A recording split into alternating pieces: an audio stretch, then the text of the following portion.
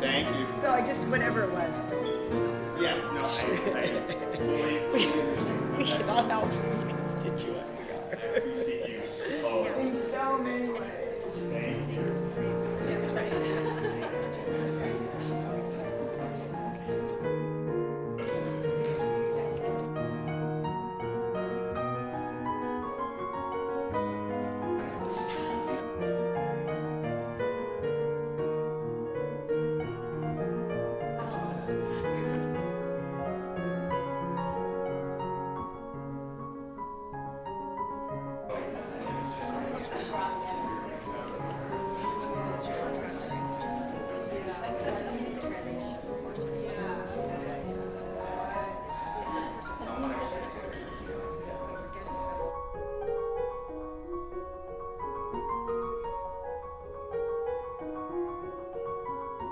It's Jim. It's Jim.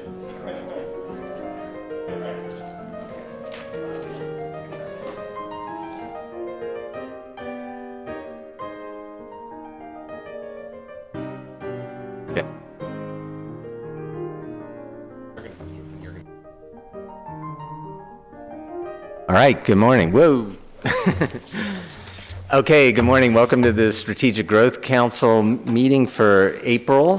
Thank you all for being here. And first, let me thank the City of Sacramento for their kind willingness to share their facilities with us. My guess is that some people will come from the other building across the street in a little bit. Why don't we, Lynn, I'm going to start with you. We'll do a quick roll call.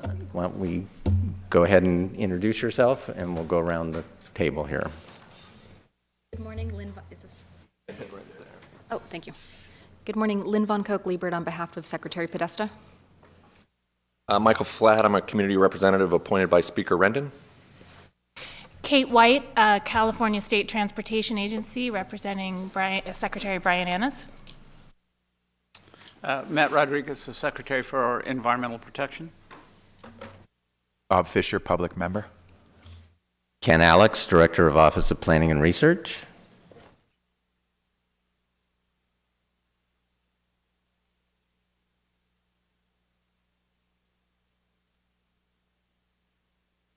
Karen Ross, Secretary, California Department of Food and Agriculture.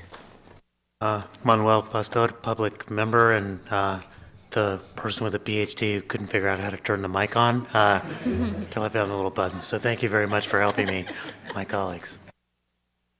Yes, how many council members does it take? Okay, so first thing on the agenda, as usual, is approval of the minutes. Do I hear a motion for the minutes from the last meeting? Moved. So moved and seconded. All those in favor say aye. Could I make Yeah, a comment? sure. You may. I just want to thank the staff. I talked to them about the minutes after the last meeting, and this was well done. So I want to just say publicly, I appreciate the work you put into them. And I'll say this is the first comment we've ever had on the minutes in my 7 years. So thank you for that. Thank you, All right. Secretary Rodriguez. All those in favor say aye. Aye. Opposed? It carries unanimously. Minutes are approved. Council member updates. Anybody want to mention? Yes, Kate. Yeah, Kate White with the State Transportation Agency, and we have some major multimodal transportation funding announcements that are award announcements that are coming out next week. So we'll make sure that gets into the Strategic Growth Council newsletter. But our programs that are funded through SB1 transportation funding, as well as California Climate Investments, are being awarded several programs next week. The Congested Corridors Program, the Trade Corridors Program, and then our Transit and Rail Capital Program. And particularly on the Transit and Rail Capital Program, which is partly funded through California Climate Investments, we actually have a statutory requirement to do regular reporting to the Strategic Growth Council on that. So I would like to request on the next meeting, I think it's in July, that we have either Secretary Annis or myself or someone from CalSTA come and present on those awards. And I also wanted to thank the Strategic Growth Council staff, especially Monica Palmera, who has been fantastic working with us, with CalSTA, on a partnership to advance technical assistance. SGC got technical assistance dollars through cap and trade, and for our programs that receive CCI funding, California Climate Investment Funding, we have a ongoing technical assistance program to make sure that these programs enhance outreach and benefits to disadvantaged and low-income communities. And so Monica's been wonderful with working with us and our staff and Caltrans staff to make sure those technical assistance programs move forward. Great. Other council updates? All right. Randall, over to you for the executive director report. This one, it is on. So thank you for that, Chair Alex, and good morning, Council. Thank you all for being here this morning and accommodating the change in schedule. I have a brief update for you all today, a few informational items followed by a ledger report before we dive into the broader agenda. So first, just by way of a few informational updates and actually following up on Deputy Secretary Kate White's comments with regard to technical assistance.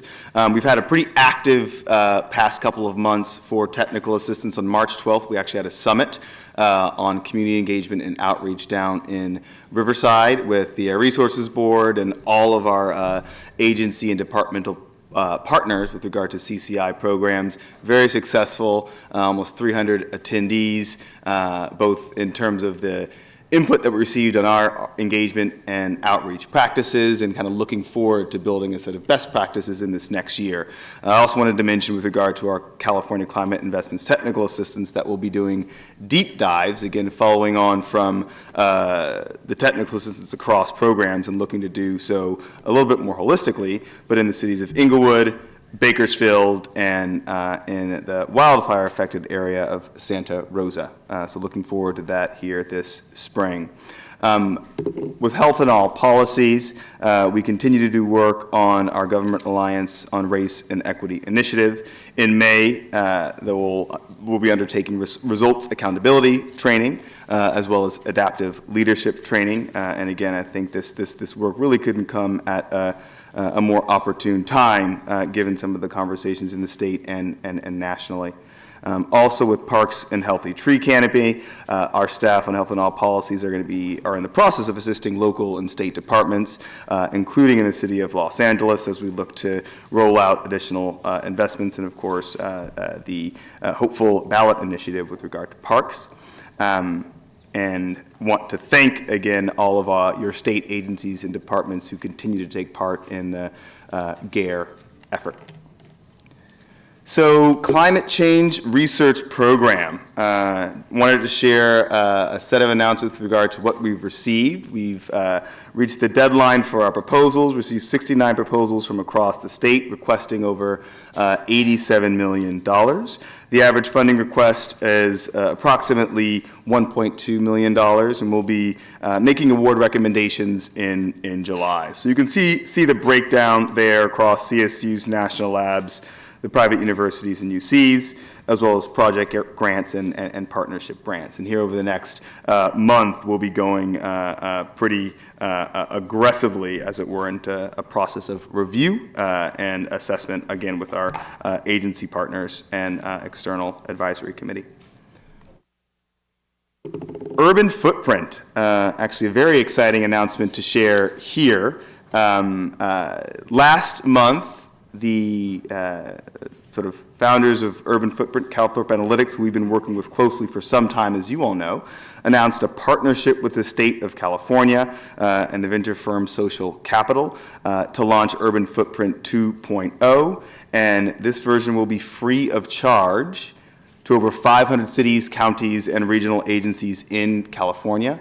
We'll be working with CalThorpe Analytics, NPOs, specifically SCAG, and our own SGC staff to provide support to users of that platform as it rolls out. And I'll just mention, and I know Chair Alex may want to say more, but we did have, I think, an encouraging conversation with the governor and Peter Calthorpe with regard to this rollout, and I know the governor is supportive, and we're looking forward to the platform's continued success. So with that, maybe happy to take any questions now, or we'll turn it over to Natalie here for a legislative report. Natalie. Great. While you're coming up, what's our procedure for speaker cards today? Up to? I'll be running them up to you. Okay, great. So if people want to speak, fill out a card and bring them up to the front. Thank you. Natalie. All right, thanks. So today I was just going to cover the bills that are currently active in the legislature that mention the Strategic Growth Council. There are 5 bills currently. The first one is AB 2434 by Assemblymember Bloom, and this would establish the Health in All Policies program in statute. Right now it's only in an executive order from 2010. And the current structure would continue, which is that the program would be administered by SGC in collaboration with the Department of Public Health. The next bill is SB 1072 by Senator Leyva, and this is similar to last year's SB 263, which is about creating these regional climate collaboratives, which help build capacity in under-resourced communities to make them more competitive for state grant opportunities, both to apply for grants and then also to assist in implementing grants that are received. In addition, the bill would require technical assistance for grant programs that target under-resourced communities, and as part of that, SGC would be creating guidelines on technical assistance and assisting state agencies with their technical assistance programs. The next bill is AB 2258 from Assemblymember Caballero, and this would establish a grant program just for LAFCOs, which would be administered by SGC, and those grants would be used to dissolve inactive LAFCOs, to do studies on efficiencies, and then also to assist in reorganizations within service districts. The next bill is AB 2528 by Assemblymember Bloom.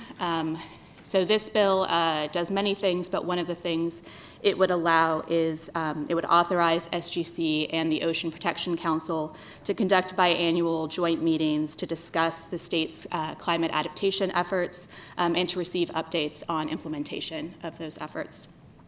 Finally, in AB 3037, this is by Assemblymember Chu, and is the latest effort to bring back redevelopment agencies, and this time SGC would play a role in the bill as currently proposed. So when a city or county proposes to form a redevelopment agency, they would submit their resolution of formation to the Strategic Growth Council, who would determine whether the formation of the redevelopment agency would assist with the state's GHG reduction goals.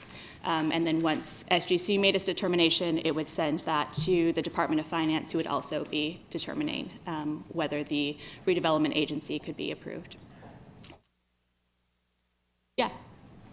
Can you talk a little bit about what kind of funding the SGC is getting in these different bills, so that we don't just keep adding things on for you all to do without any addition of headcount or monies? It seems like, I was talking to Ken about this a little bit earlier, and we become largely a grant-making institution, and part of the reason for that may be that our funding comes along with the grants, or some of our funding comes along with the grants. But the mandate for this council was to do a lot more than just allocate monies, and without some funding, I think we'll be we'll continue to give the money out, but I'm not sure we'll be able to realize the promise of what this council was established for. So we've got to think about that as we move forward.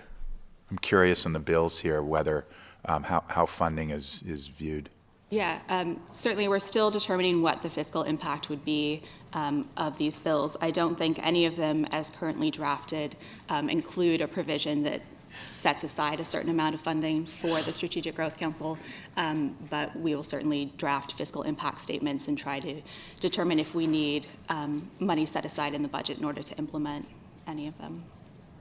Yeah, just so you know, the way the process tends to work is there'll be a function that is given to an agency, a department, or a council, and then it's up to the executive branch to internally make a proposal to the Department of Finance to get funding, and then Department of Finance makes a recommendation, and that goes into the next budget process, and sometimes it gets funded and sometimes it doesn't. I think it would be useful for us to see all the things that we've been charged to do, and to have a good understanding of what it is we've actually been able to accomplish and what things we haven't been able to accomplish because of funding or because of priority setting, and then I think at some point, and this council sort of, many of the members of the council are in the last year of their tenure, but as we think about the next group of council members, we need to think about what we're going to leave with them and what wisdom we've all sort of collectively been able to glean about our accomplishments and where we've fallen short. And it just seems like adding more things to, we need to prioritize, I guess, and to come up with some kind of conclusion about what we can get done and what we can't get done. Manuel? Yeah, I just wanted to add to what Bob is raising. Before the council became responsible for handing out so much money, which helped pick up attendance at the meetings. And make us more popular. Or less, yeah.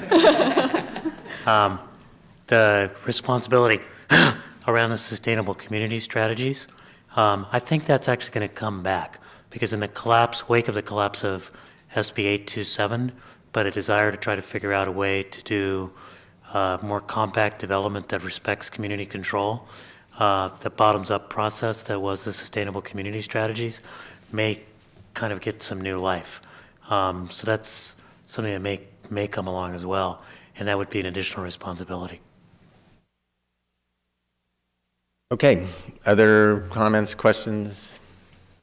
All right, thanks, Natalie.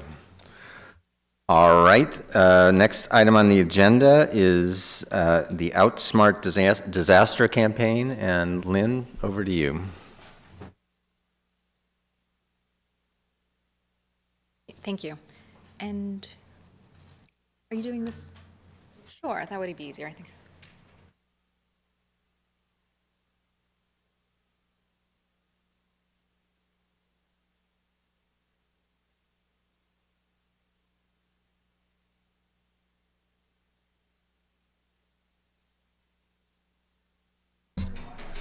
It's on all of our monitors too, so I have a feeling it's the broadcast.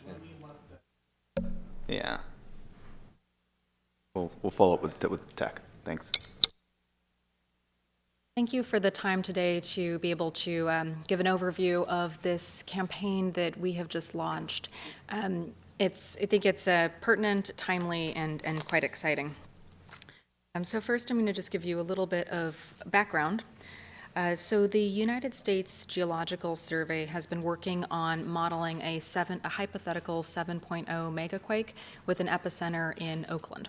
The research is looking at the geophysical, so what's happening under the ground, but then also the interconnectivities in terms of water, power, sewer, internet, et cetera, that tie the communities together, and then also the impact to the physical structures on top of the ground and the economic and the social impacts of a quake of this size. The premise behind this research was that there has not been a major earthquake in the United States since the internet economy has come into full force. So the hypotheses behind this was we should know what happens in an area where it is high density, an urban environment where the internet economy is very, very important and very connected. So they looked at Oakland, They chose a plausible time, a plausible day, plausible weather conditions to be able to understand and look at the resiliency, the mitigation, and the preparedness of both the regional area and then the state as a whole. The focus predominantly, because of course when you're doing a model of this size, you can look at many different issues, but they really did focus on building codes, lifeline interdependencies, community loss, and the internet economy. So the results, which were just released in a public forum Wednesday at the UC Berkeley, are pretty outstanding and terrifying. So an earthquake of this size could lead to 800 casualties and 18,000 injuries. They're estimating that 2,500 individuals would require rescue from collapsed buildings. They believe that 22,000 individuals would be trapped in elevators. 77 to 152,000 households could be displaced. And when you're looking at the lifeline dependencies, they're estimating that in some areas, especially in the East Bay, water disruption could go from between 6 weeks to 6 months. And one of the areas that they looked at as well that is not always covered in scenarios of this size is looking at the impact of fires that follow earthquakes, both in the main quake and then also the aftershock. And in this case, they're estimating 400 fires that could burn up to 52,000 single-family homes. The research at this point is estimating $80 billion in economic loss from this situation.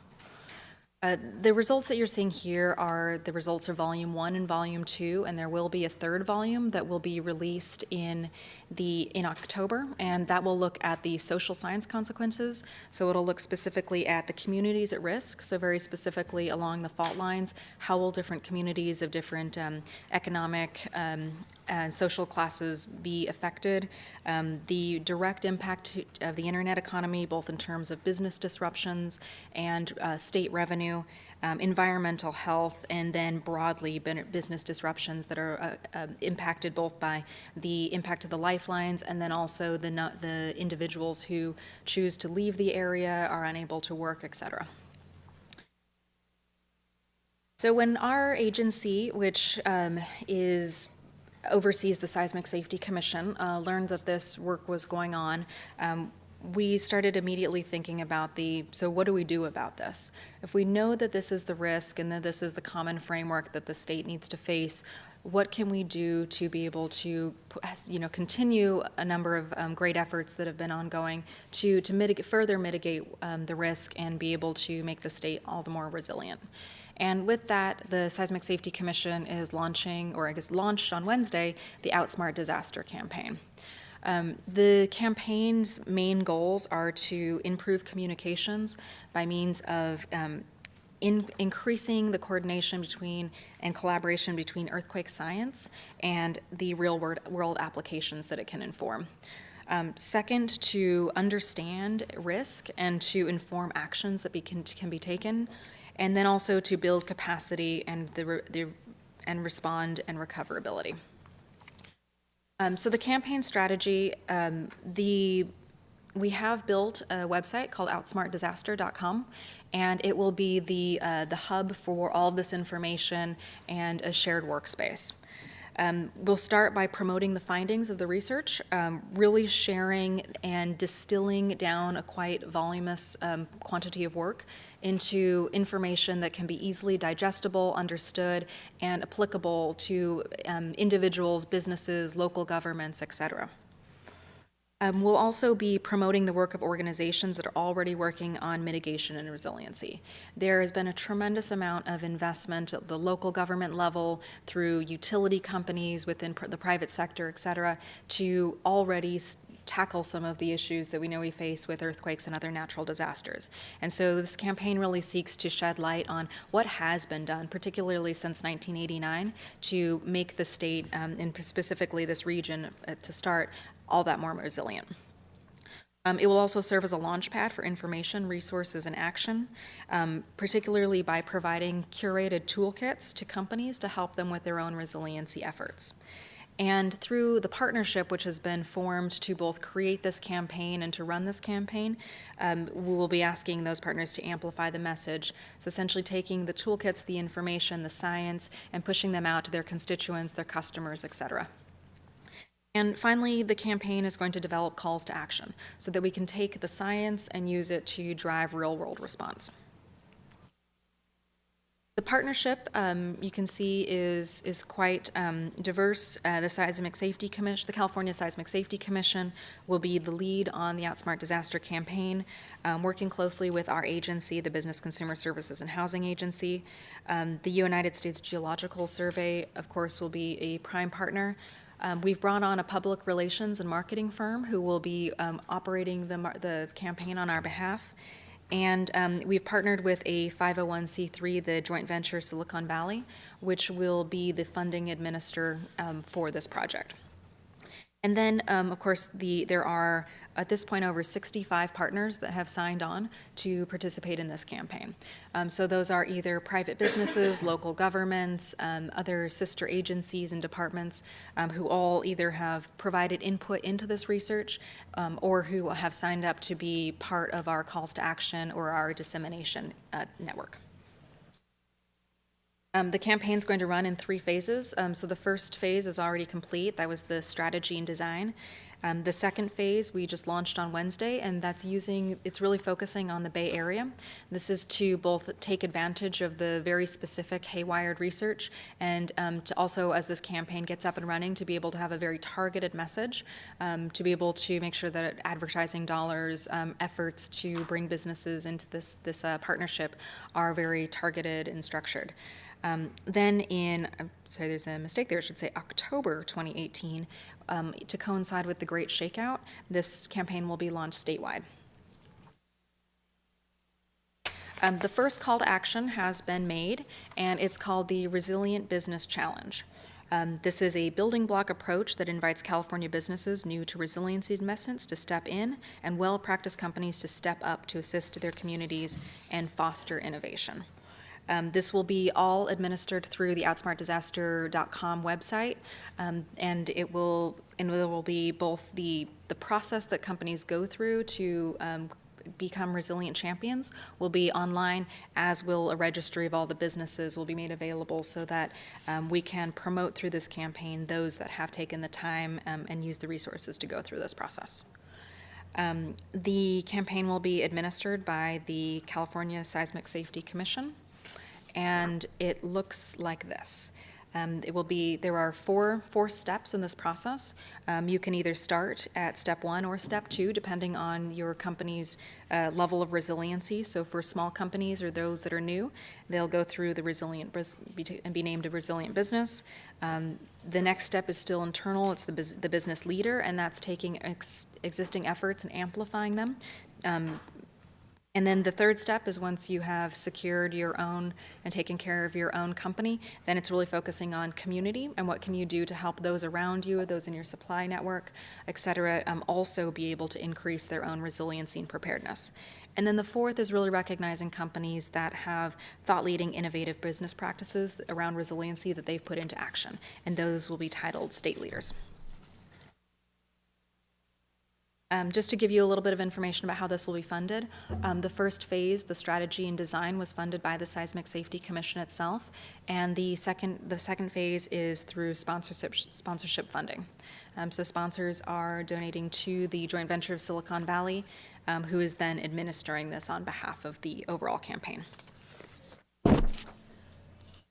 Okay. And that is all I have to share today. Thank you.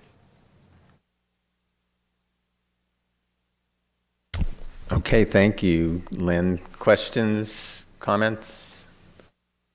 My house is about a half a mile from the Hayward Fault, so this is of keen interest to me.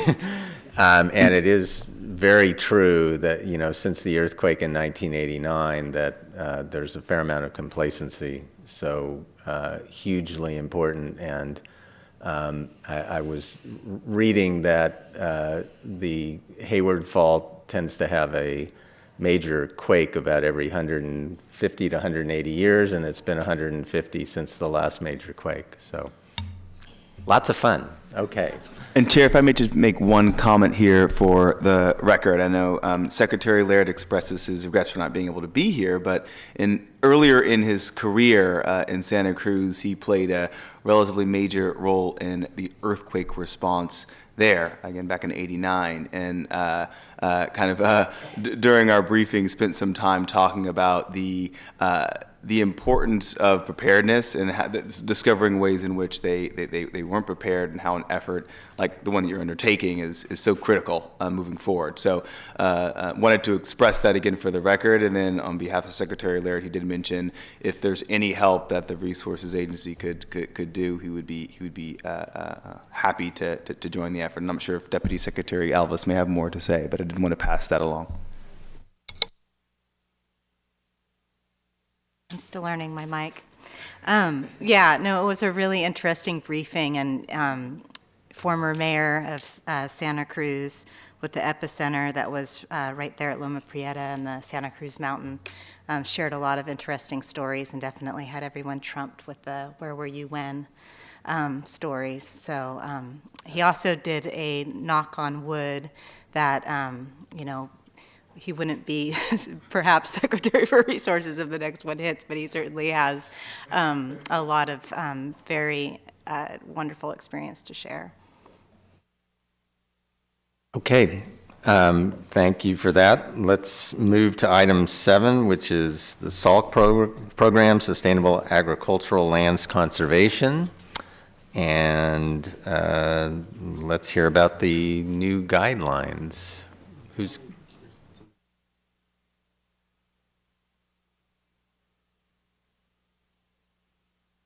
Thank you so much. I'm delighted to be back talking to you again, and thank you for taking the time.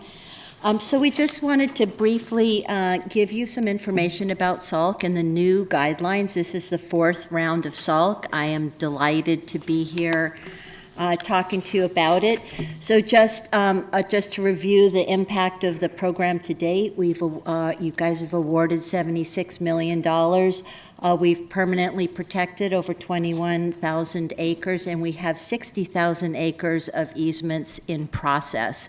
And just to note, those are projects that are both intensely farmed, irrigated farmland, as well as some very large pieces of rangeland as well.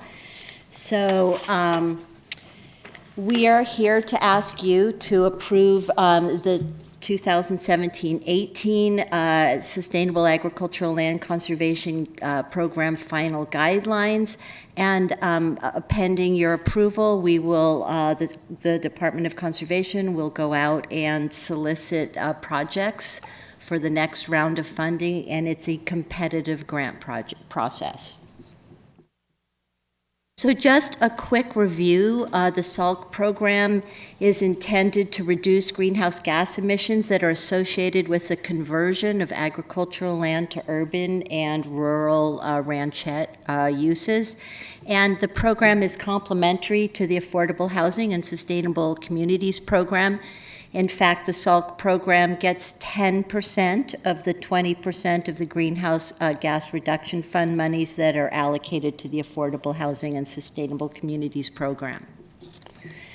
So the SALC program funds 2 kinds of projects. The first are strategy and outcome grants that fund local governments, counties and cities, to create policies that will protect agricultural land. So incentivizing local governments to adopt their own policies to protect agricultural land that's under threat of conversion. And also the agricultural easement program, which funds permanent protection of farmland and ranch land through agricultural easements, which are recorded against the land and run with the land in perpetuity. So just to mention, the strategy and outcome grants, right, this round and in prior rounds fund 5 different kinds of local government policies: an agricultural mitigation policy, an agricultural easement purchasing policy, urban limit lines, a green belt, and increased acreage zoning for agricultural areas. And for the agricultural conservation easements, the eligibility requirement, because this is to reduce greenhouse gases that are created by urban development, it's essential that all the projects demonstrate a risk of conversion either to urban development or to rural ranchettes. And we work with partners on the ground, local land trusts, park districts, and sometimes resource conservation districts that hold these easements. So there's no maximum or minimum amount of these awards, but for most of these projects, we require at least a 25% match be brought by the local partners. This year, we've made a change that I'll talk about a little bit more later, and that's for priority populations, which used to be the disadvantaged communities. We've decided to eliminate the match requirement. So just to review again, all properties need to demonstrate that they're at risk of conversion, and we need to be able to quantify the greenhouse gas reductions that will result from each project. And we do that through a quantification methodology that we've worked with the California Air Resources Board to create and continue to refine. So the way that we calculate it, just very briefly, is that we calculate the vehicle miles traveled that would be generated from the conversion to urban development. So we look at what we think the type of urban, the density of urban development that would occur on that land, and then we calculate what the vehicle miles traveled that would be generated by that density of development. And then we calculate what the greenhouse gases would be that would be generated by those vehicle miles traveled. So I kind of buzzed by quickly. I know you have a lot on your agenda, and I just want to briefly touch on some of the changes in the guidelines. I'll note that for each of the rounds, we've refined the guidelines. We actually got a lot of feedback from our local partners appreciating the fact that we've continued to look at the guidelines. We are really, because we've had, as I've mentioned a couple of times when I've spoken to you, because we have a sustained source of significant funding, we have an opportunity to really learn a lot of lessons from each of the rounds that we're doing, and we're trying to incorporate those lessons that we're learning from our partners on the ground into the guidelines each year. So this year what we did is we really focused on restructuring the guidelines in two ways. One is to incorporate the lessons we've learned and what we've heard from our local partners to update the policies, and then also to sort of restructure the guidelines so that they're clearer and easier to use for our local partners. Once again, as I mentioned, we made some revisions to the provisions around priority population. First, to incorporate the 1550 requirements, and also to eliminate the match. And what the other thing we've done is we've now required pre-proposals because we have a volume of easements to process that's greater than before.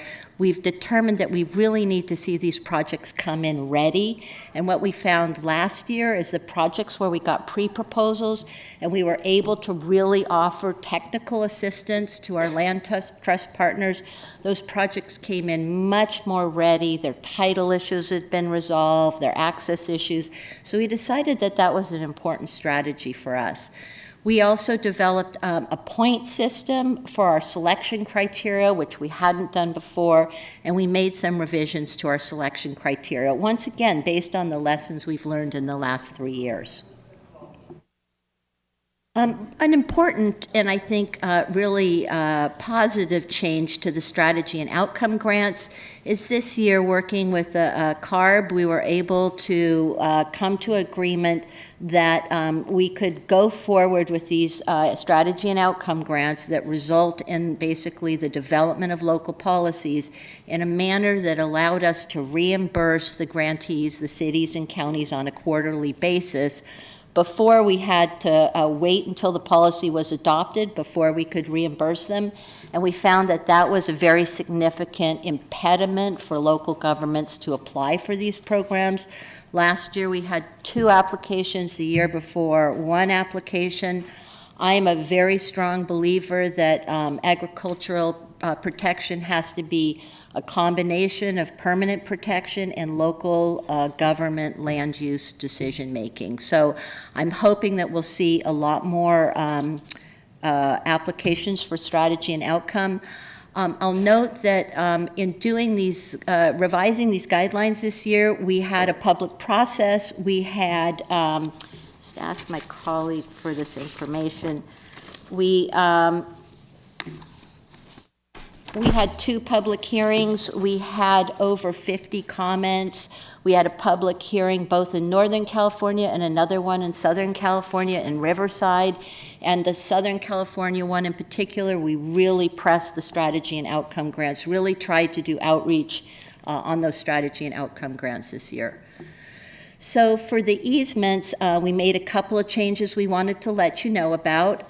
First, we're finding that we have rangeland applications that are co-funded by habitat and wildlife funders, and some of them require that there be some restrictions on agricultural use, for instance, that the rangeland not be converted to orchards or vineyards. And so for those projects, we're asking for 51% matching funds.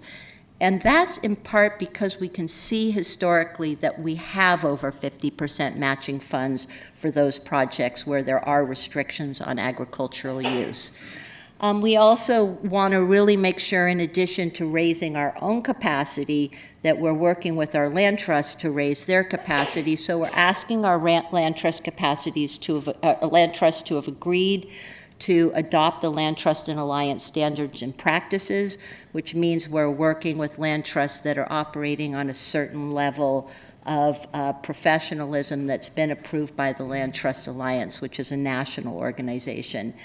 We also simplified the public notice provision so that rather than asking local governments to adopt their own resolutions, which has often been very difficult to time, we are now just providing local governments with a detailed description of the project before the application is submitted.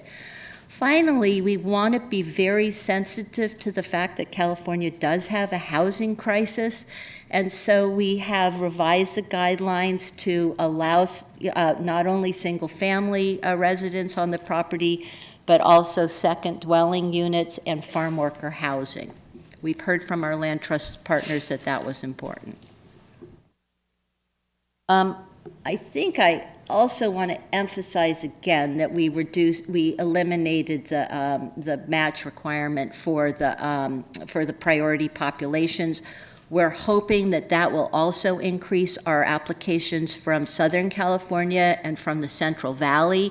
When we've spoken to our land trust partners, what we heard from them is that one of the impediments for Central Valley Land Trust and Southern California Land Trust is that they didn't have match funding. So some of our land trusts working in more affluent areas, they're counties that have county funding measures or other kinds of funding measures. Places like the Central Valley match funds has been an impediment, and we wanted to remove that.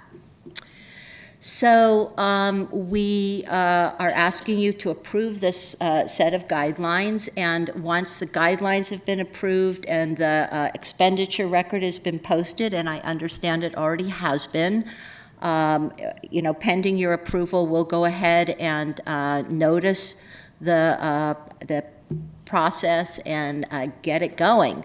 So we're planning, like I said, we found that our technical assistance, really focused technical assistance, makes a big difference in the quality of applications we get. So we'll be holding a series of technical assistance workshops over the spring and the summer. The mandatory pre-proposals are due May 22nd. Mandatory for easements, highly recommended for strategy and outcome. Final applications April 1st.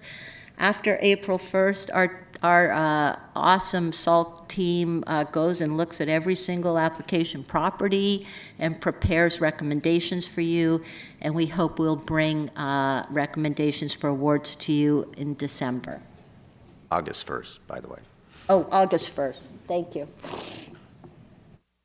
So once again, we're asking you to approve the 2017-18 Sustainable Agricultural Land Conservation Program final guidelines.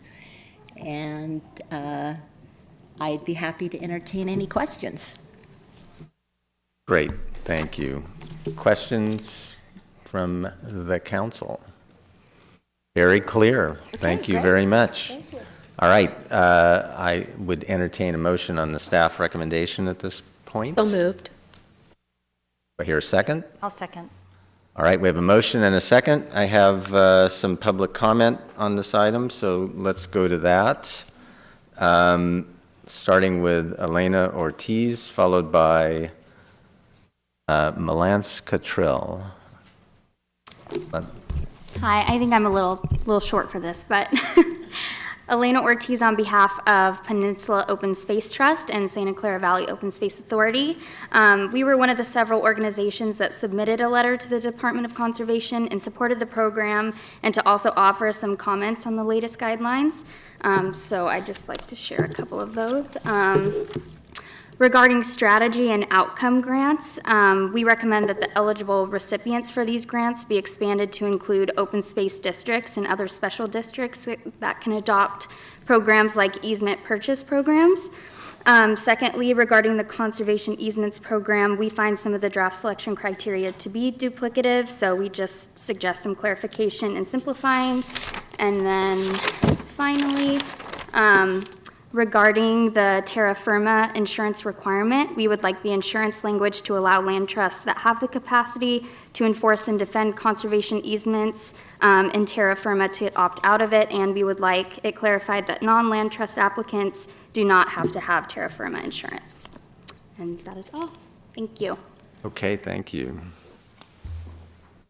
Do double duty here. Okay, Malance, followed by Jeannie Merrill. Good morning, council members. Melanie Cottrell with the California Farmland Trust, formerly the Central Valley Farmland Trust. We have been a recipient of a few of these SALT grants, and most recently were awarded grants for 3 more projects in the Central Valley. Thank you very much for those. We are very happy to see the guidelines and grateful for staff's efforts to streamline and make all of our lives a little bit easier moving forward. We would also support the previous comments on the letter that was submitted with a few minor changes to the guidelines. We have been working with Bob Fisher's office to set a tour of one of our protected properties that was funded with SALT dollars, and would also invite anyone else who is interested in taking a tour of one of those properties to let us know. The particular property we have in mind for Mr. Fisher is in Brentwood, but we do have properties all down the valley that would welcome a visit. Thank you. Thank you. Jeannie, followed by Michelle Clark. Right. I'm Jeannie Merrill with the California Climate and Agriculture Network, also here to support SALC, which has certainly greatly and strategically expanded the state's efforts to protect at-risk agricultural lands, and really want to thank the council and SGC and DOC staff for all their excellent work in forwarding this Climate Smart Ag program. I wanted to echo a lot of support for the changes of the guidelines. We appreciate, as we learn more about this program, that the staff has been willing to make adjustments, and in particular the changes to the reimbursement policy for the strategy and outcome grants. We're hopeful that that will make the program more attractive to local governments to engage in farmland conservation policy development. My next comment may sound strange coming from CalCan. We're very supportive of efforts through SALC to improve carbon sinks and farm management practices that save water, and the selection criteria really put an emphasis on that. We're a little bit concerned that they may overly emphasize co-benefits above and beyond at-risk agricultural land, so we've been in conversation with staff about that and are optimistic that that can be worked out. But in general, very appreciative of the program and the ongoing work to strengthen the program going forward. Thanks. Thank you.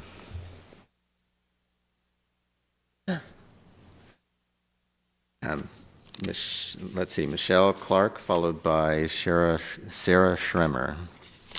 Good morning. My name is Michelle Clark. I'm the Executive Director of the YOLO Land Trust. The YOLO Land Trust has a simple and vital mission to permanently conserve farmland in Yolo County. We have been the recipient of Department of Conservation funds from the very earliest days of the very first program. We are grateful that we received a grant in the last application.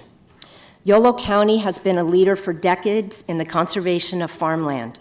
Yolo County knows how to keep its cities compact so that farming can continue around the cities. This approach supports our local economy and improves the quality of life for our residents. I invite you all to come to Yolo County and talk with our local leaders for inspiration and understanding of how Yolo County has successfully conserved farmland. It is inevitable that farmland in California will be paved over in the future. Our population continues to increase. This is a given. Louise Jackson and others at UC Davis conducted research in Yolo County in 2012 focused on the biophysical and socioeconomic issues related to the mitigation of greenhouse gas emissions and to adaptation to an uncertain climate. Related to my point here today, I provide one conclusion from that research project. Quote, estimates for greenhouse gas emissions per hectare of urban land in Yolo County are 70 times greater than irrigated cropland, which highlights the importance of farmland preservation and smart growth as strategies to mitigate emissions in California. The SALT program provides much-needed funds to keep our precious soil as soil. All of us involved in farmland conservation projects need to keep an eye on the big picture. Once soil is paved, it is gone forever. Concrete and asphalt do not reduce greenhouse gas emissions. Collectively, we have the opportunity to change the future of California by making the preservation of farmland a top priority for all levels of government. Collectively, we can demonstrate that the preservation of farmland is vitally important for the future of our state and our families. Thank you. Thank you. Okay, Sarah, followed by Tracy Ellison. Good morning. My name is Sarah Schramer with the California Association of Resource Conservation Districts.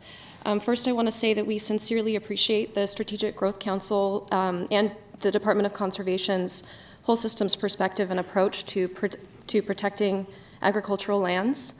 The 98 resource conservation districts in the state are committed to land conservation, preservation, and management. California's economy and quality of life depend on natural and working lands that are actively managed and cared for. CARCD is an active member of the California Roundtable for Agriculture and the Environment as well, whose vision is to support a resilient ag community and the working lands that they steward by preserving agricultural and ranching land.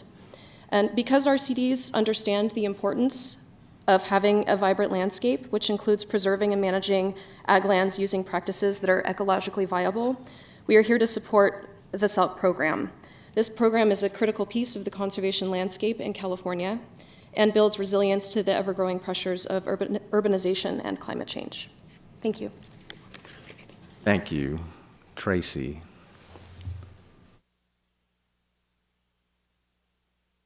Hi there, my name's Tracy Ellison. I'm with Solano Land Trust, and I had the fortunate opportunity on December 5th to come up and say thank you. At that moment, Solano Land Trust with the Brazelton Ranch Conservation Easement Project was awarded in the third round. So thank you. Also working with the Department of Conservation staff, I want to reach out to them and thank you for all of the interaction that they provided on this year's guidelines and interaction and taking our information and bringing it to you. Each year, the guidelines have strengthened, changed a bit, and still working on that. But you can also see that in the type of projects that have been presented to you each year and the opportunity to approve your 5 and then 20 and then 25 in the last round. And I certainly look forward to seeing what is presented to you in round 4. With that, I think it's opportunity to say that land trusts and conservation agencies like us are getting the word out to our landowners in Solano County and across the state, and providing that, again, against the numbers that you're seeing with projects coming in, says a lot. And so each year when we approach the guidelines and we strengthen them and make a little bit of change, We just want to keep in mind that the SALT program is we are looking for lands that are at risk of conversion for urban and rural development, and kind of lead with that. And I think the Land Trust community has done a great job bringing those projects to you. And we do support co-benefits, as Jeannie said. We want to make sure that we're always leading with the opportunity to protect those lands that are at risk. So again, thank you very much. Thank you. Catherine, I don't know if you want to make any further comments on the insurance point or anything else. I'll say that we're looking forward to continuing our conversation with the community about how to weigh co-benefits. I'll say that the risk of conversion is absolutely an eligibility requirement for this program, so any project that we bring to you has demonstrated a significant risk of conversion. We added two, I think, or we played a little with the selection criteria in two ways. One is that we really wanted to acknowledge and honor the work that CDFA, our partners at CDFA, have done on healthy soils and on the SWEEP program. And so we added some additional points for projects that are where there are sustainable management practices being undertaken. You know, it seems prudent to incentivize folks that have already permanently protected their land to engage in sustainable management practices, and also to direct those funds that the CDFA has to land that has been permanently protected. So we did that. We got comments from folks that maybe we'd put too many points for some of that. So I'll note that since the last draft, we reduced the points for that. 5 points for SWEEP and 5 points for healthy soils. We also, the other change we made is we have always had co-benefits for environmental benefits, so habitat, watershed. When we talked in December, it occurred to us that we hadn't properly incentivized economic benefits that farmland provides. So we included an additional selection criteria where our applicants can demonstrate to us the economic impact that their land has. When we talked about it, we realized, well, some of the rangeland has a lot of environmental benefits, but how do we really acknowledge how important that land is? For instance, in Salinas, where it's just 4 or 5 rotations of lettuce, it's feeding the country lettuce. And so while we were giving points for habitat, we weren't giving points for food production. So we added that as well.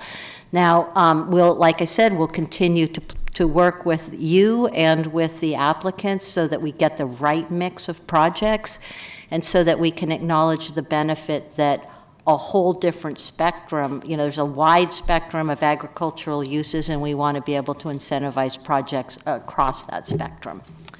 Okay. Comments, Bob? If you could go back to slide 6, I think there was, you talked about successful grants in that, on that slide, if I'm not mistaken. So I don't have the numbers of the Keep slide. going. Okay. I think that's it. What qualifies as successful outcome? We don't. We obviously, and you and I have talked about this. Yeah. Mm-hmm. We don't have enough money to protect everything that we need to. So these projects have to be. We can't end up with a bunch of farm islands, right? Correct. In the middle. And so I'm just wondering how we, the success of this program is going to be seen over some period of time, not in the short term. And I'm just wondering how we can incorporate that into maybe reviews down the road at maybe a 5-year period, where we can look at the project and see what type of development has occurred around it. Because, like I said, I mean, we want to change development patterns here. Mm-hmm. Is ultimately what. No, I think we want to influence them, influence them. Influence, Is what I recall from last time. Mm-hmm. And so I'm just wondering whether down the road we need to review these things with a different eye, because I'm not sure that successful outcome is covered the kind of outcomes that we want are covered by those 2 points that you bring in the. No, and in fact, those outcomes are for the strategy and outcome grants. There's a couple of things, and one is that we do have a selection criteria. You get additional points if you can demonstrate that your project is, number one, part of is near other protected property. So we're definitely trying to create a selection of projects that create a block of protected property. So we have extra points for that. And we also have extra points if you can demonstrate that your project is in creating a buffer between two different areas. Now, so I'll say that. I agree entirely with what you're saying, and I think that one of the things, and Randall and I have talked a little bit about this, is that we have, at this point, when we finish this round, presumably we will have put somewhere close to $100 million in the ground. And I think it's going to be time at that point to really do some performance monitoring and really take a look. I've been so impressed by the kind of third-party evaluation that TCC has, and I think we need to get some folks in there that really have the academic, the experience to really analyze these properties. In addition to I'm incredibly curious whether these projects actually do change the way cities develop, whether they change the way farmers handle their property. What happens when we permanently protect property? Does it change ownership? Does it stay in the same ownership? Do people use the money to reinvest in their farming operations? There's a whole series, because farming is an economic and a social activity, as well as an environmental activity. We have so many interesting questions. I'm incredibly patient. People keep telling me, well, you need to get a little further before you can do this performance monitoring. But I want to see what happens to this property.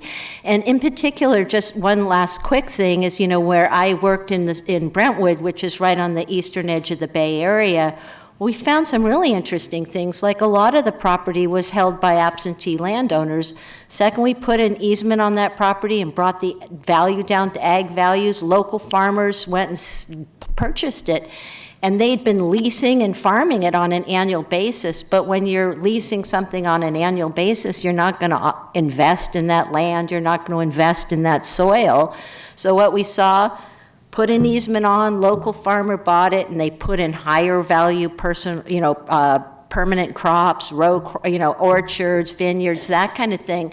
So I think we're not really capturing all the impact of these projects, and I'm really looking forward to taking a look at that. And if I may just add a finer point to that, Vice Chair Fisher. So we, following the really good discussion that we had back in December and the comments that you had, Catherine and I got together and sort of sat down with her team, as well as we were going through the process, and just to kind of encapsulate what you just mentioned, it might be a good time for us to take a step back to really assess the impact of our investments to date through SALC, doing so in coordination, of course, with our other agency partners, and making sure that we're asking the right sort of questions. So we're still figuring out exactly what that would look like and entail. But we do plan to come back to the council to share that, and hopefully do so in this year.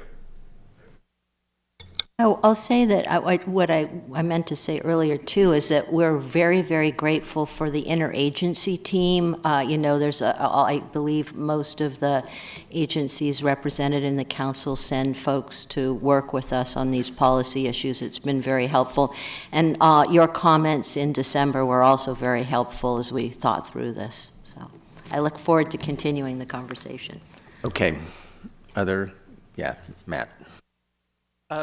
The first speaker, who has since left, had several specific questions or recommendations. One of them went to engagement with open space districts. Another one went to clarifying perhaps some of the criteria. And then Ken mentioned, and she had mentioned as well, this question about insurance. And I wasn't sure what you respond. Have we responded to the insurance? We dropped that out of the guidelines. We recognize that was, and terra firma insurance is the Land Trust Alliance has a self-insured policy where land trusts can sign up, and for very little money they can get insurance, defense insurance. So if they have to defend an easement, they have terra firma, you sign up for this. It's basically a self-insured pool for legal defense of easements. So we were going to include that. We decided, got a lot of comments from folks that was overbearing, if you will, and so we removed that. The specific criteria and how we weigh it, like I said, we're willing to continue talking to folks about that. Part of it's going to be seeing how it plays out in this next round.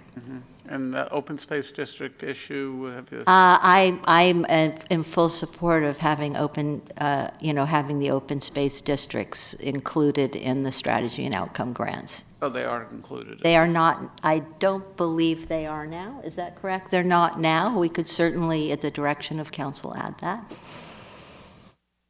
Would that be your recommendation, or are you Would be. proposing to change? I'm Yes. looking for some guidance from you. Yeah, I think that- How are we going to respond to these comments that we These comments, I think that first, I think we've dealt with terra firma. I would add the open space districts.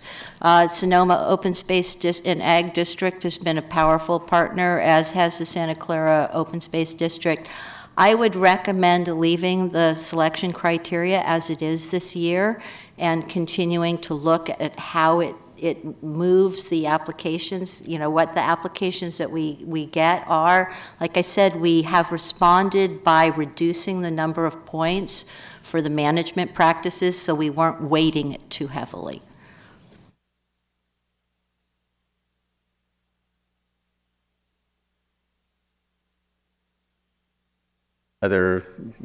Julie. First of all, I wanted to thank Department of Conservation, Catherine, and staff for your work on this round of the program. And I'm really delighted because I feel like at the very beginning of this, there was a vision that would incorporate, both local level planning activities with permanently protected easements and management practices. And it was always a challenge to combine those, whether it was just amount of funding restrictions or administrative requirements we need to work through. And I feel like this version of the program, we finally got there where it's all in there. It's all in there. Which is exciting because I think it speaks to two things that Mr. Fisher brought up earlier. One, what was kind of the bigger mission of the council, and part of it is this cross-agency collaboration and learning from each other. We do administer a lot of dollars now, but I think in the way that we're administering them, it takes into consideration, a broad set of perspectives that, when you have a siloed grant program with departments, you don't have the benefit always of knowing how your program affects other policy pieces that our sister agencies are implementing. We've learned a lot through the last few years in just developing this piece, and it speaks to that. And then also, to address the issue of you don't want to have these islands of protected ag lands, and by having this variety with the planning and the easements and the management practices,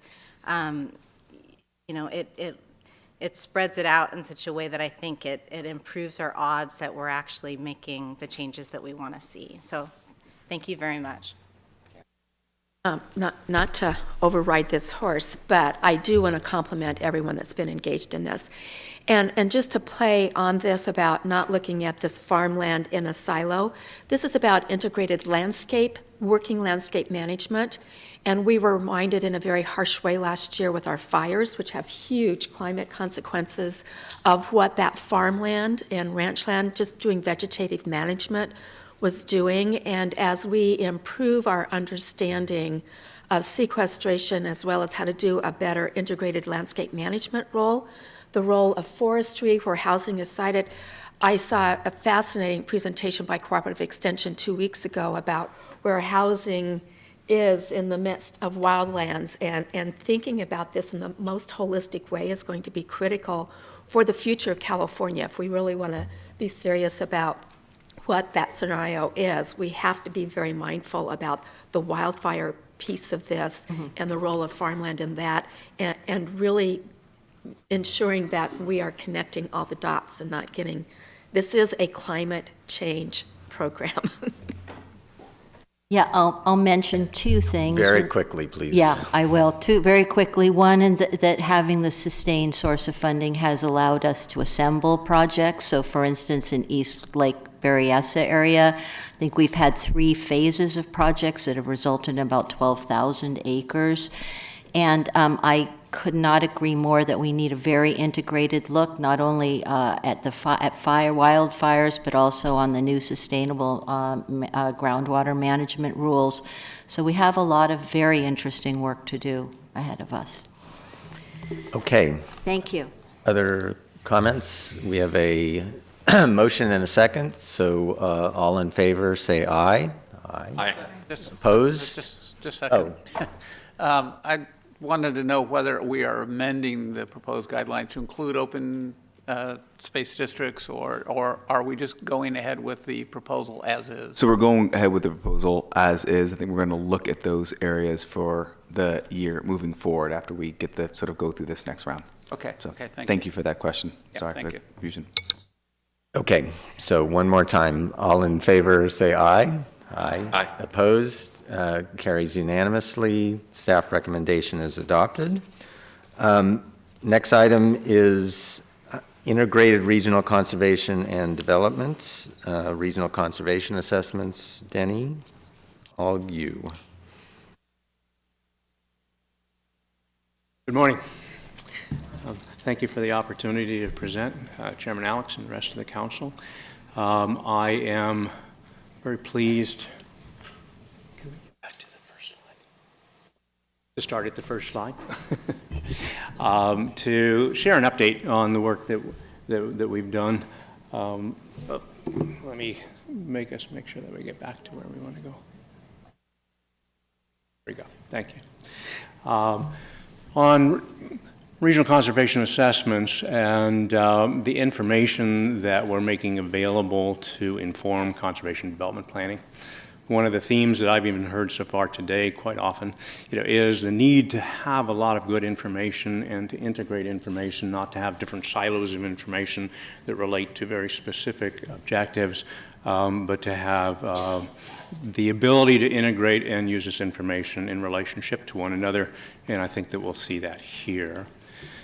Some of you may remember that we brought a resolution in front of the council in 2014 to start looking at regional planning efforts, but to try to think about them as a balance between conservation and development.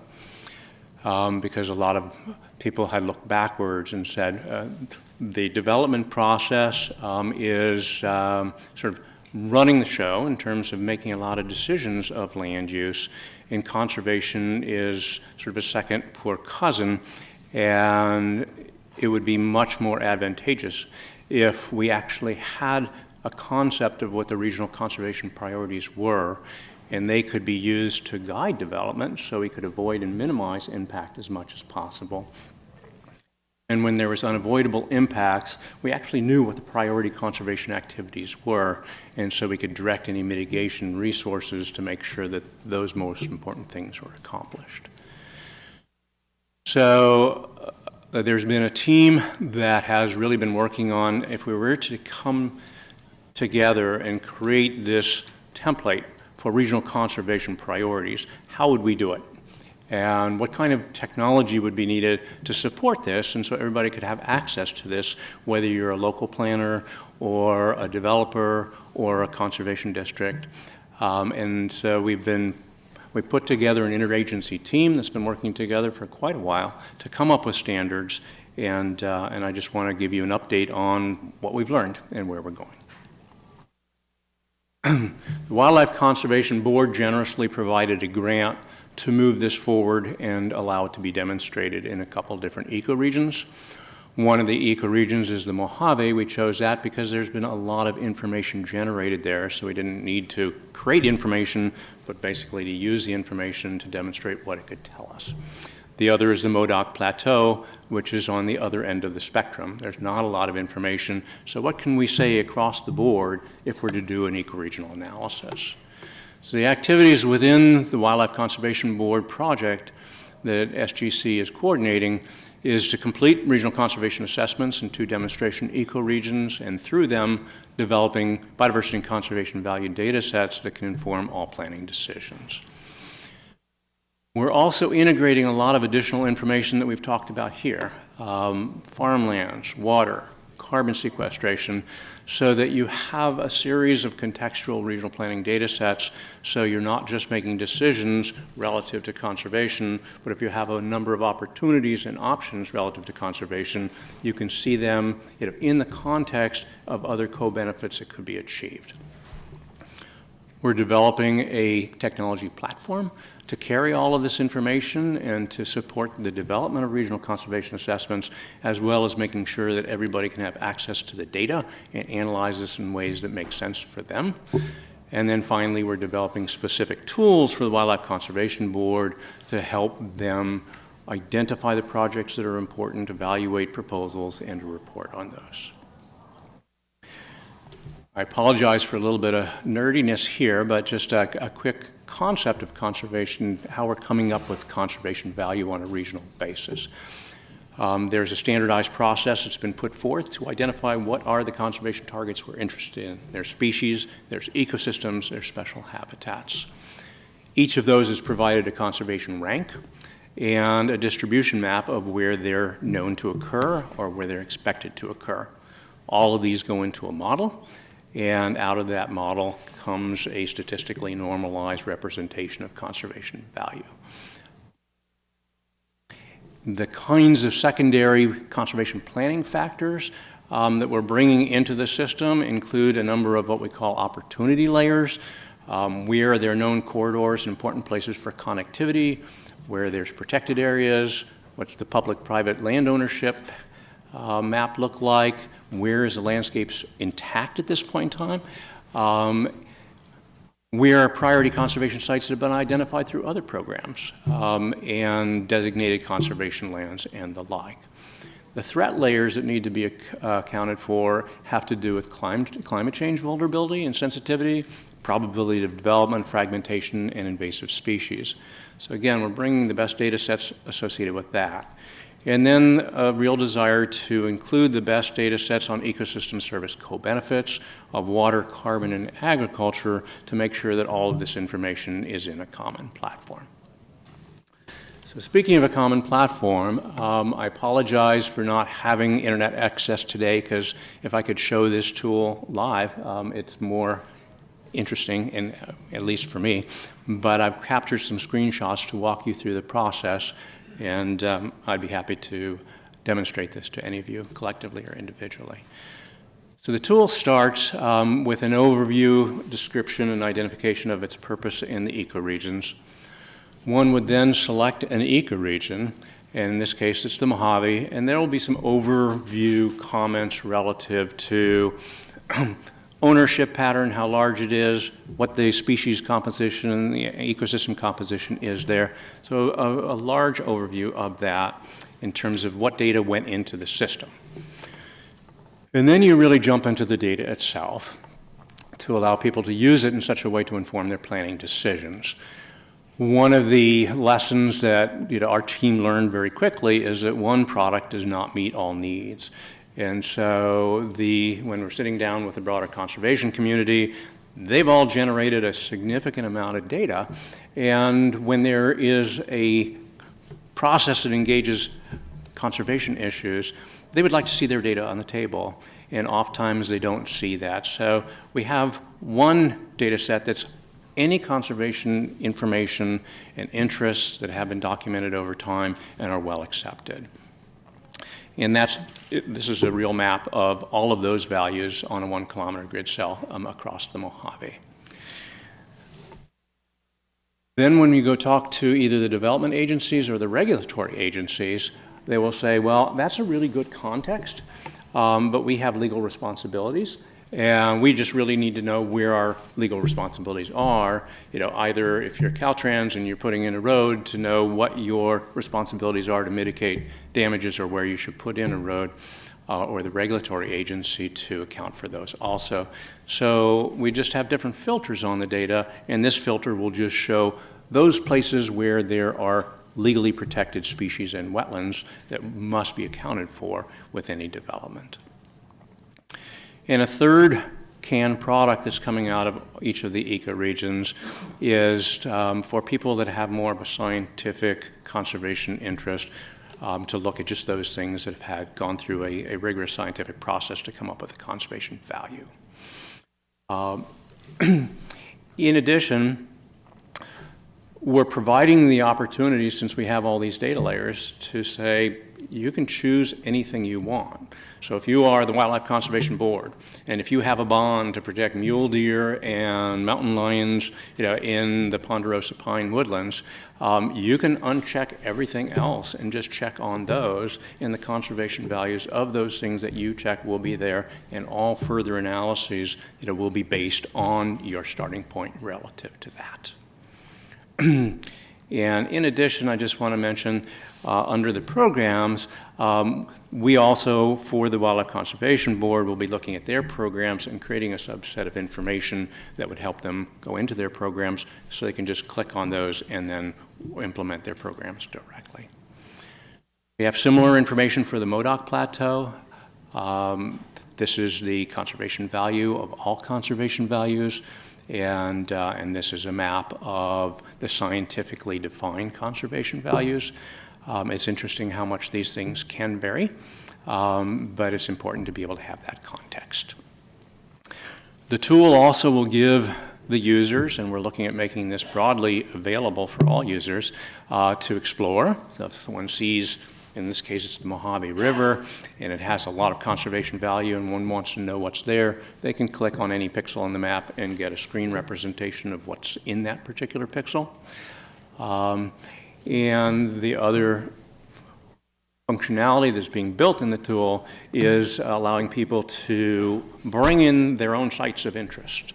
And you can basically draw through polygons or lines or points with buffers, any number of different sites that are of interest to you. For example, again, if you're the Wildlife Conservation Board and you have a number of proposals for conservation, you can basically either draw them yourself or you can import a shapefile and put them on the screen. And then you can bring up any of these additional conservation factors and planning factors that we were talking about, and identify that you want these analyzed not only for conservation value, but against prime ag lands or groundwater recharge zones. And then you can get a quick screen report that will then create, in a very simple way, a way for you to see, which has higher value relative to these different factors. And so the last one was conservation value, and this one has to do with climate change exposure. So you can integrate this information, and we can come up with combined reports to help meet one's mission. And if you want a hard copy, detailed report, one can go through, I'm sorry for the size of this, and check off any of the different factors that you would want on a final report. And then this was just mocked up. We're working on these reports right now, but then include all of these reports in an easily consumable way to help make individual groups answer the kinds of decisions that they have at hand. So this is sort of the tool and the process we're going through right now.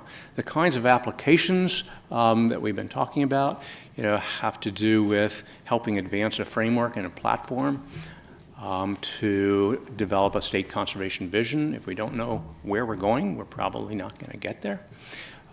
Practical tools for the identification of priority projects for state conservation investments, and both of these points are included in the WCB strategic plan. To inform regional conservation investment strategies and advanced mitigation agreements that are included in AB 2087, and suggest that a regional conservation assessment provides the kind of context that's needed to go through these more detailed steps. To integrate regional conservation context into local and regional planning processes, Example of those is SB1 in terms of the amount of money for advanced mitigation that's provided to Caltrans to make sure that there's a contextual assessment so they know how best to use those funds, and to integrate conservation information with carbon, water, and energy information to inform general planning decisions like a lot of those that are included in the housing package. So our next steps at a very high level is to refine, advance, and implement a strategy to actually complete RCAs across the state. And the second thing that I wanted to mention is to integrate this application with a new open data portal that's being set up by the resources agency that's actually collecting and managing this information, and then this becomes one of the applications that's tied to it, and so it's able to access the most current data sets associated with that. There's been a lot of different groups working on this. The partners specifically for the WCB project include the Conservation Biology Institute, UC Davis, and the Energy Commission, and Department of Fish and Wildlife. And the interagency working group includes U.S. Fish and Wildlife Service, Department of Conservation, Department of Water Resources, and the Nature Conservancy. I'd be happy to entertain any questions or comments. Questions, comments? I wanted to note the Wildlife Conservation Board is interested in this in part because they purchase conservation lands, and it's a way that they can identify the value of those lands and in a much more transparent way than they're currently able to do, and often and sometimes have been criticized for. And then also, high-speed rail has funded a fair amount of the work that Denny has done, and just so people understand why, they're looking at how to do better mitigation for the project and to do it more quickly and effectively. And you noted SB1 in here, and it has applications for all kinds of larger scale infrastructure projects, and how we do better about mitigation, do it in a regional way, and have a bigger impact. Okay, thank you very much. Much appreciated. All right, let's go to item 9, Transformative Climate Communities Program, and some options for our $10 million from this year. Randall. Thank you for that, Chair Alex here. And we are at the last item. I'm going to first just read the staff recommendation, then I'll go on to provide an overview of what it is we're going to discuss, the options, our rationale, and then leave some time for discussion. So just to start with the recommendation for you, to approve the staff recommendation to add $10 million of fiscal year 2017-2018 TCC program funds to round 2 of the TCC program. To provide a little bit of background, so as you all recall, at our January 29th council meeting, you all directed staff to develop options to consider for expenditure of the 2017-2018 funds, and in particular in light from the strong proposal received from Pacoima, Green Together, Northeast Valley. The Budget Act of 2017 appropriated $10 million to SGC for the TCC program. $140 million, again, were appropriated in the first year of the program. And then in January, in the governor's proposed budget, there's a proposed $25 million for the program. And of course, as you all know, that final amount this will be determined through the legislative process upon passage of the 2018-2019 budget.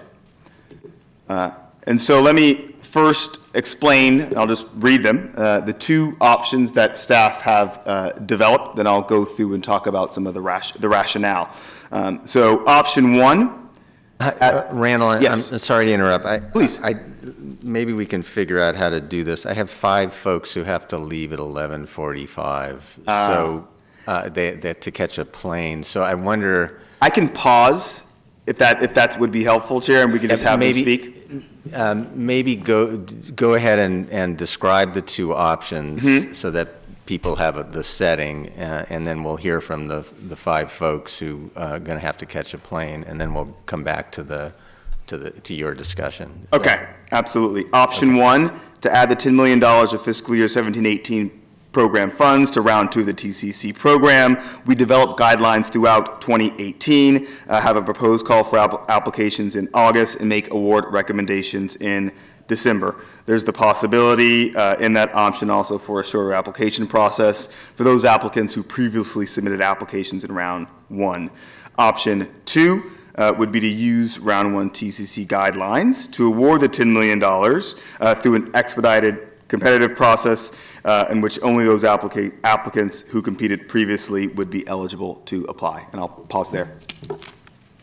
Thank you for that. So why don't we get the 5 folks who are going to have to leave. Councilmember Martinez, Maria Guzman, Maria Landa, Fidel, looks like Fidel Vasquez, I can't quite read that, and Veronica Padilla. Council member. Thank you so much, and thank you for accommodating our flight schedules. Good morning, Council. My name is Councilwoman Nury Martinez from the City of Los Angeles. Let me first begin by thanking you for bringing this item back for consideration. As you recall, I was here in January advocating for Green Together Northeast Valley project application to be selected as the recipient of the $35 million award specified to go to Los Angeles. It was a difficult decision that you all have to make, but at the end, the well-deserving Watts community was selected. That was a tough day for us because, as you all know, we were all torn. Obviously, we were torn because we were rooting for Pacoima, but we're also torn because the good people of Watts are our allies in the fight for environmental justice. And while the residents of Watts do not live in our neighborhood, we are in the same struggle of environmental justice because we consider them family as well. But while the sentiments that day were bittersweet to me, two thoughts crossed my mind as I was heading back to Los Angeles. One is how proud I was and continue to be of Pacoima and Sun Valley communities for their leadership and their dedication in putting together such a well-thought-out proposal for the future of their communities. And I am honored to represent people with such strength and character. My second thought was how much I appreciated and respected the discussion and the instruction by this council that day as well. With the instruction from staff to find a path forward, this council recognized the years of hard work that Pacoima residents have put into improving their community. And this council recognized the strength and the merits of their proposal that day. I want you to know that your actions that day were much appreciated and respected. So much so that I thought it was appropriate for me to come up here today and to tell you that in person rather than just reaching out by phone or by email. So I want to sincerely thank you for that. And I want to thank Randall and his hardworking staff for their conversations since then. Thank you for respecting the Pacoima community and for treating us with dignity.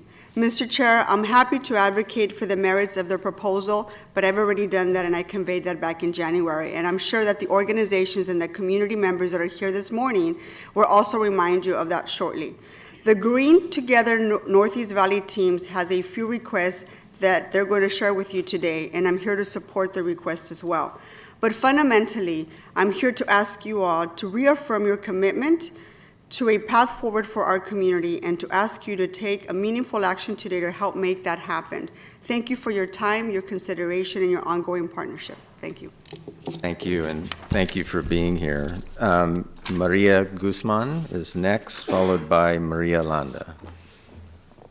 Good afternoon to all of you. Thank you for your direction at the January meeting to identify ways to support Green Together and the work in Pacoima and San Fernando Valley. Given the resources our collective organization and community residents have already put into this process, including taking time off work and flying to Sacramento to be here today. This is truly a grassroots proposal. This is the only project that is proposed by an NGO. And the TCC program need to send a signal to other potential community and NGO applicants that it is worth their time to apply. Thank you all. Thank you.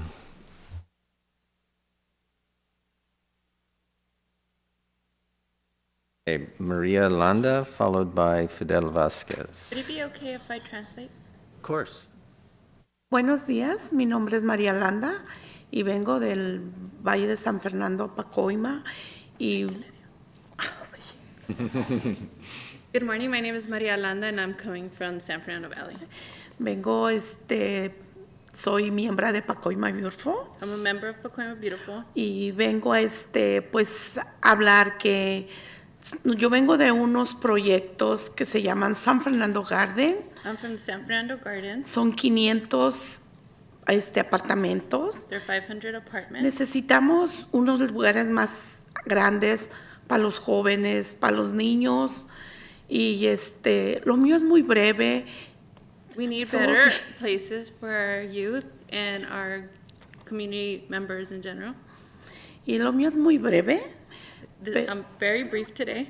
Pero quería para que pues que nos ayuden para estos jovencitos, para estos niños, que hayan parques, algo grande para que los niños anden en tiempo de verano, que en realidad donde nosotros vivimos está muy seco. She's here to advocate for the youth and for asking for your help today to provide better places, green spaces for our youth, especially in communities like ours that gets really hot. Okay, muchas gracias y espero que estas palabras les lleguen a su corazón. Gracias. Thank you very much, and I hope that my words get to your heart. Thank you. Thank you. Fidel, followed by Veronica. I got it translated en Spanish. Está bien. Para que vean ellos que también hay mexicanos que apoyamos, que vemos por nuestra comunidad. He wants you to know that there's Mexicans that advocate for their community. Mi nombre es Fidel Vázquez, soy mexicano, y hay muchas necesidades en el Valle de San Fernando. My name is Fidel Vasquez, and I'm here representing my community of San Fernando Valley, and wanted to talk about the needs that exist in our community. Hay muchas necesidades, necesitamos campos abiertos para los jóvenes, árboles, algo verde. Yo soy de inspector de la comunidad de Pacoima Beautiful, voluntario, y ando por calle, y veo que hay mucha necesidad. I want to talk about the need for open space for our youth, green spaces.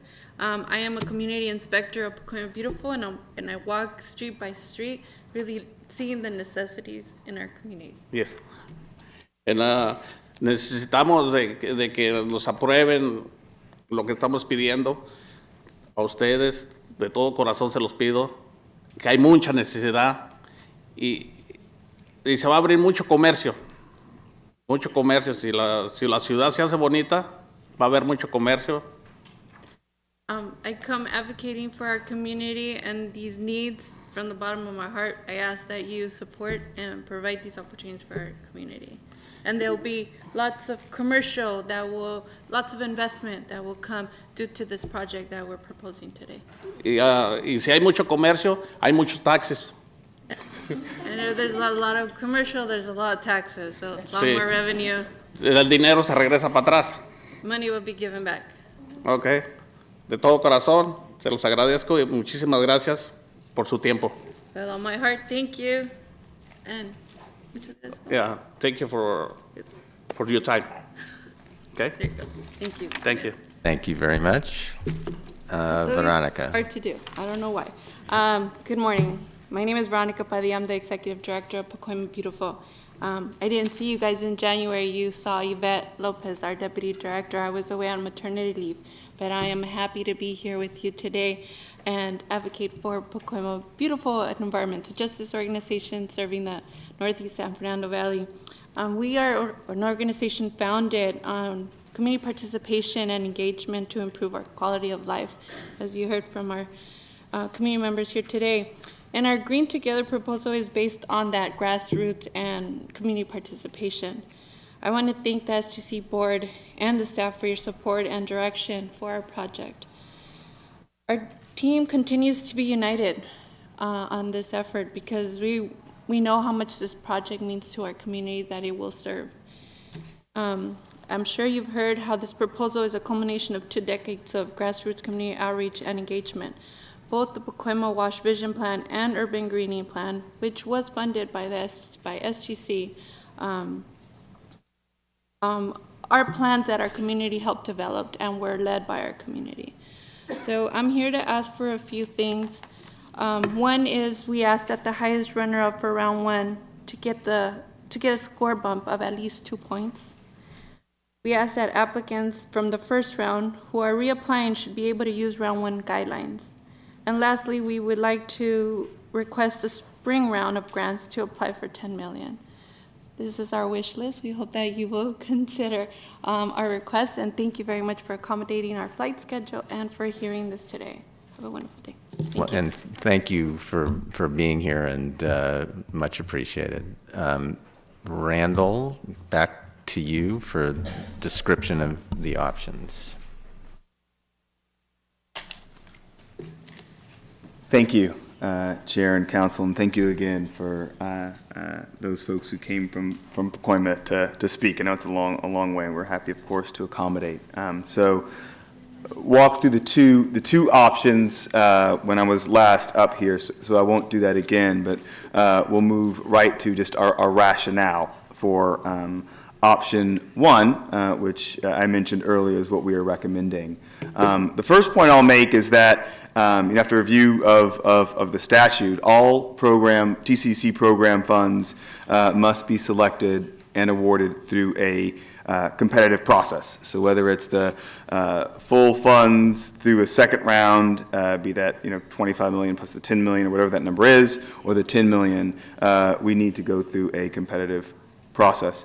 The second key point that I want to make that staff considered in their recommendation is just to put a finer point on that, when you say you have to go through a competitive process, meaning that you have to evaluate different proposals, is that right? So you have to go through, and staff needs to review, et cetera. So maybe talk a little bit about the timing. Absolutely, and I was going to unpack that a little bit more when I got to the timeline. Go ahead. Okay, but you were right, Chair, that a competitive process does entail multiple applicants that need to score those applications, weigh them, and go through a process that results in a recommendation. I can talk about it a bit when I go through the timeline, though, at the end of this presentation, but that is indeed correct. The second point that I wanted to touch upon is really what staff feels is the vision of transformative climate communities, both in statute and really in our guidelines, and its intention to fund comprehensive place-based investment and what that really entails. And we feel that the level of funding commensurate with that transformation really needs to be at the $35 million level, what it was during the first round. TCC is required to fund multi-benefit, complex projects at different scales and over quite a bit of time. And we think that the size of the investment to achieve those set of goals is important. The third point that I'd like to touch upon is more of a practical one, and that is staff capacity to conduct a funding round in 2018. So with whatever option we were to move forward with, staff really does, we feel, have the capacity to only go out with one additional round, given the time that it takes to revise guidelines, have a process where we're able to get input on those guidelines, and maybe more importantly, give our applicants time to apply to the program and then assess those applicants and then make award recommendations. And that's important to note given, of course, the transition in the administration, our council members, and we feel is the importance of being able to make another award with the full set of funds that TCC will have available through this budget year in 2018. Some other issues to consider. And you heard some of this obviously in the public comments. It was mentioned, I think, at our January meeting, and staff has certainly considered them. Number one, the application process. So if we were to move forward, let's say with the staff recommendation of option one, being able to have an expedited or a shorter process for those who did submit applications in the first round. I'll note here that we have not obviously gone out and developed the second round of guidelines, so unable to say with specificity what that might look like, but the concerns, as was noted in public comments, and I think as you all have raised at the previous meetings, are heard, meaning that those who've applied in previous rounds, I don't think we'd want to have go through as robust and resource-intensive process as they did that first time. And I think thinking through an expedited process is something that we would want to consider, and I wanted to raise that here. There are also scoring considerations for applicants who previously applied, again, as was mentioned in some of the public comments, and there being potentially a way for those applicants who applied in the first round and scored well to be given a sort of a certain position within the context of the second round. And again, that's an issue for you all to discuss. And then the round two timeline, and this is getting to the point that the chair raised earlier, and I'll just move right to that now. This is a tentative timeline for the program, and I'll note that in addition to thinking through the elements of the timeline based upon last year, we're also thinking about this timeline in the context of some of the comments that we've heard already from applicants about the length of time needed to develop an application given the complexity of this program. So tentatively, we're proposing starting really later this month or early next month, later this month having conversations, but the next month being able to release a round two draft set of program guidelines, May through June being able to go through public workshops and a public comment period, so that in July at our next council meeting, we would post our round two final program guidelines and bring them forward to council for approval. Immediately thereafter, release our round two solicitation, and then have a period right there. You see it's a sort of couple months and a half or so period for an application, and our application deadline being in August, and then being able to make awards in December. Again, staff feels that this is sort of the fastest that we could work to get a full round two of guidelines developed, particularly given the interest in institutionalizing this program and being able to make some of the changes that, although not substantial, we feel would need to be made to this program. So I'm going to go back to the recommended action for council. I believe there may be a number of questions, and happy to answer any questions before additional comment.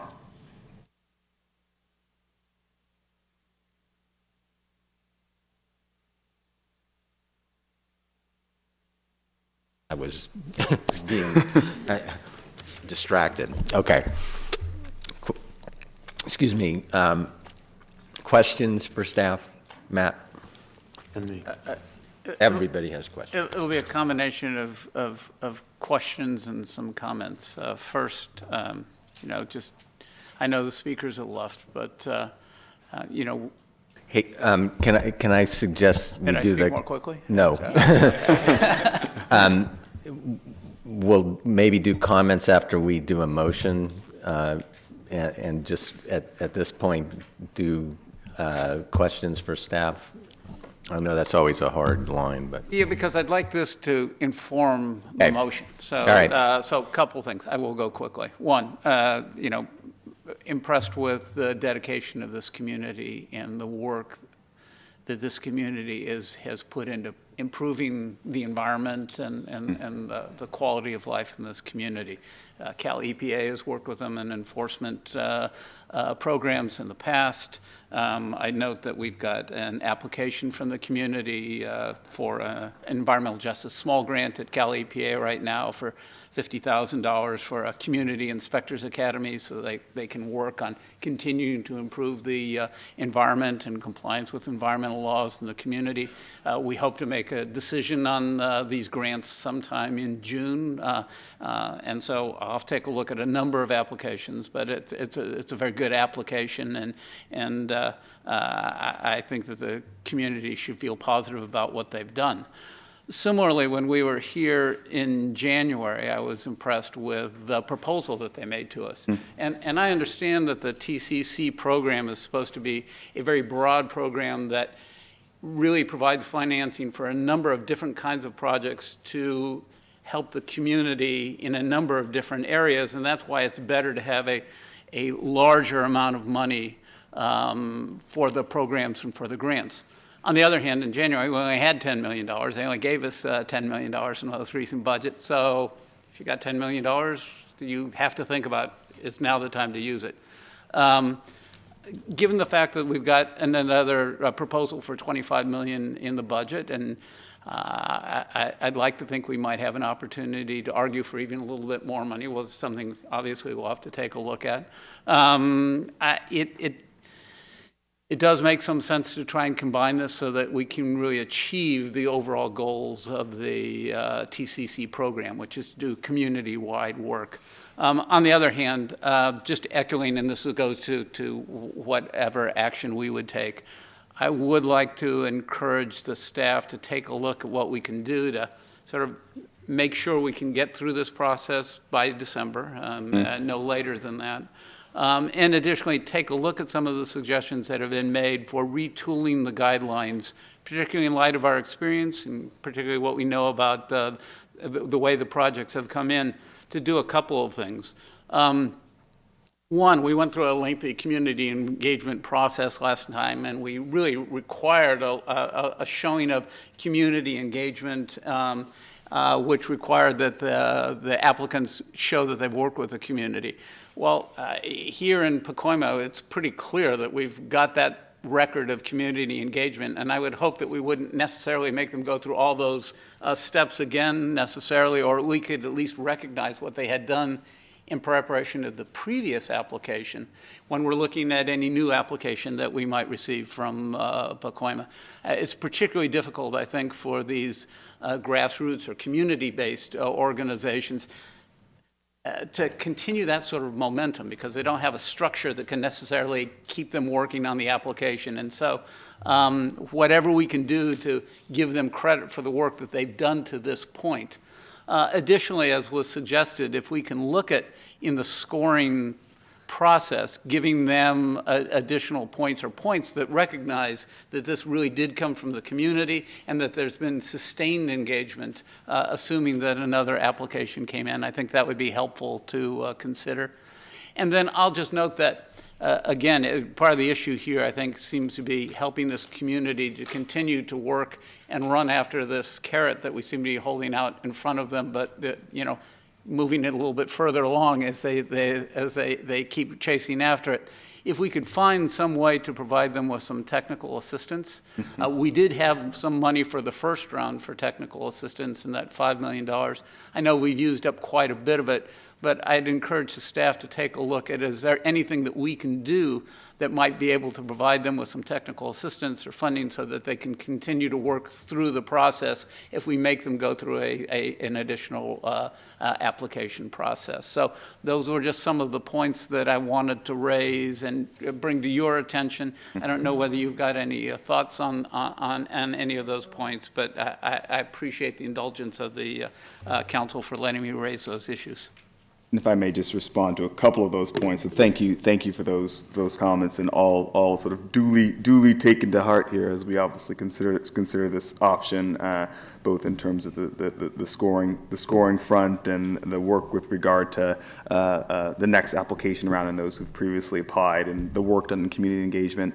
I did want to note in particular that we are closely looking at being able to provide technical assistance for this next round of grantees, and believe we have a pathway to do so. We're still having some internal discussions and those with our other staff, but we'll certainly come back to you and your team with that pathway. And it's something that, as is in the statute, we feel is a strong part of TCC and needs to remain so. Okay, let me note that we have some more community and public comments, and so if we can focus on questions, we'll have a chance to discuss the motion and after the public comment. So, Mike. Just real quick, the 18-19 funding, it is 25 million, is that? No, so it's the and apologies for the confusion there. The 18-19 funding is not yet determined. The governor's proposed budget is 25 million. Okay. Manuel. So I have a series of questions, and rather than saying them all, I'll just ask them. You can answer, and then we'll. So there's if you folded it. What's proposed for 18-19 with the current 10 million, you've got 35 million. There might be a possibility of more if there's some support for that. I understand the desire to give bigger grants, but is the idea of a $35 million size of a grant, is that the number? And is that written anywhere as a number? Because you can imagine if more money rolls in, there'd be a different way to kind of divide the number of proposals. So that's the first question. Mm-hmm. You know, I suppose there's the opportunity, especially for developing or updating the guidelines, to reconsider that number. That $35 million figure came from discussions around the formation of this program and the original set of guidelines, and so that's why we've landed on the opinion or belief that is the amount that we feel is kind of commensurate with transformation. But it's certainly an area that council could consider, and we could take a different direction on if that was the direction that you all would provide. Second question, particularly for the previous applicants, the idea that the guidelines are about to be reworked would scare the living something out of me. Try to be polite.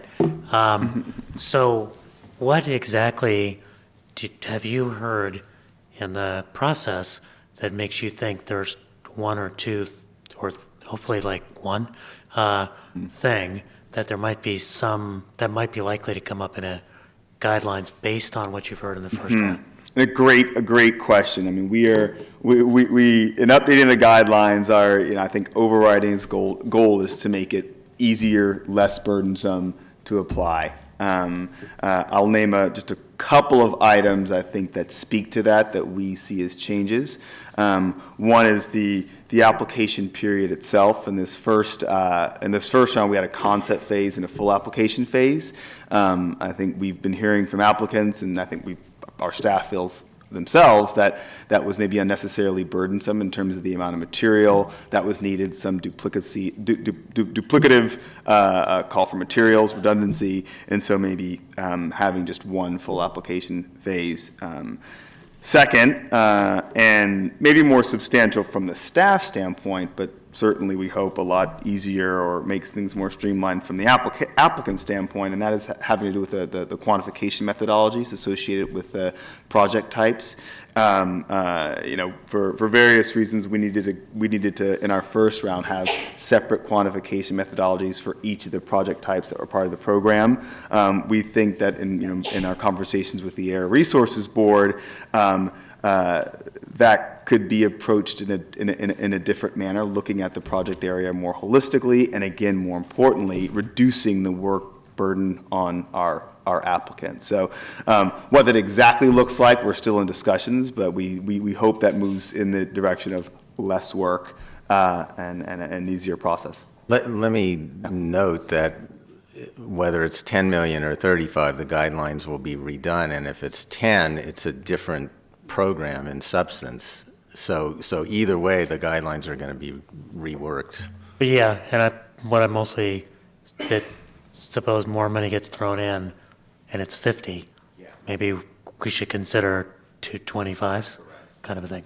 So that's why I was reading that. I've got a few more questions. What is so one thing I might take away from what you just said is that perhaps things around climate adaptation, which are a little bit harder to quantify, might be in there. Second, the real question, competitive but expedited process. What does a shorter application process for people who have previously applied mean? That's a very good question, and I think that we're considering potential options, so I think what that will ultimately mean would need to be worked out in development of the guidelines itself. But I think I'll say a few things. One, for those who've applied previously, we have a lot of information already on hand, documenting their process, documenting financial capacity, various levels of readiness, and the list goes on. I think to state it at a high level, it would be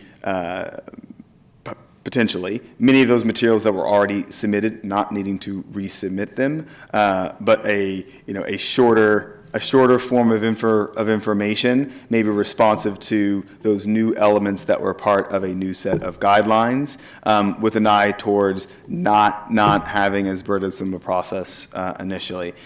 Anything more than that might be a little bit too speculative since we haven't developed the guidelines yet. But I think insofar as an expedited process, that's what we have in mind.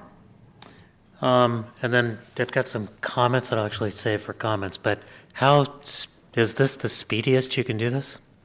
Or is there a way to make it move even faster?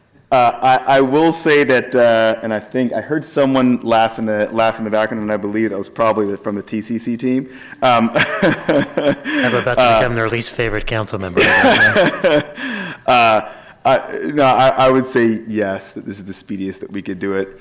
If we wanted to do, I think in staff's opinion, TCC justice, both in terms of ensuring that going through another round of guidelines, we were able to make the changes that we felt are necessary, give our applicants time to really apply to this program, and then of course our staff time to develop them. That's not to say that any of these sections in the draft timeline couldn't be changed. It's just to say that there would be heartburn is maybe an understatement. It would be difficult. It would be difficult. Question had to be asked, even if answered like that. So. Okay. Other questions? All right. So there is a staff recommendation on this item. Randall, do you want to identify the recommendation? Yes, so I'll review the recommendation. So approve staff recommendation to add $10 million to fiscal year 2017-2018 of the TCC program funds to round 2 of the Transformative Climate Communities program.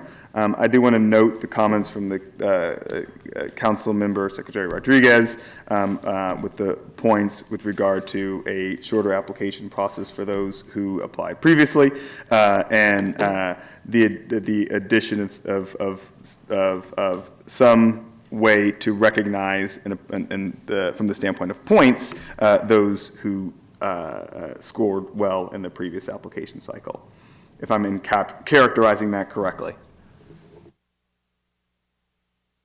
It's that and a recognition of their sort of sustained engagement with the community, and so that's why I haven't. We could talk a little bit about where those points might be included, but I was looking at community engagement, for example, where they've been working at this over a prolonged period of time. Is there some way that we could recognize that somewhere, perhaps in that section? Duly noted. So. I would entertain a motion on staff recommendation as described.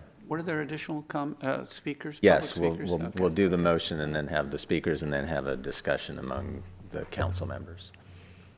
So, I will so move with the amendments that Secretary Rodriguez has outlined. okay. Second? Anybody? I'll second it. All right, motion and a second. So let's go to the public comment, and then we'll return to the council after that for comments. First person is Mary Cressman, followed by, oh boy,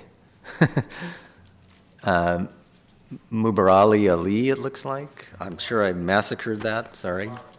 Got it. Good morning, Chair and members of the council. Thank you so much for the opportunity to talk about this again today. Mary Kreisman with the Trust for Public Land. Really appreciate your direction and your desire in January to work with the Green Together proposal, even though we fell short.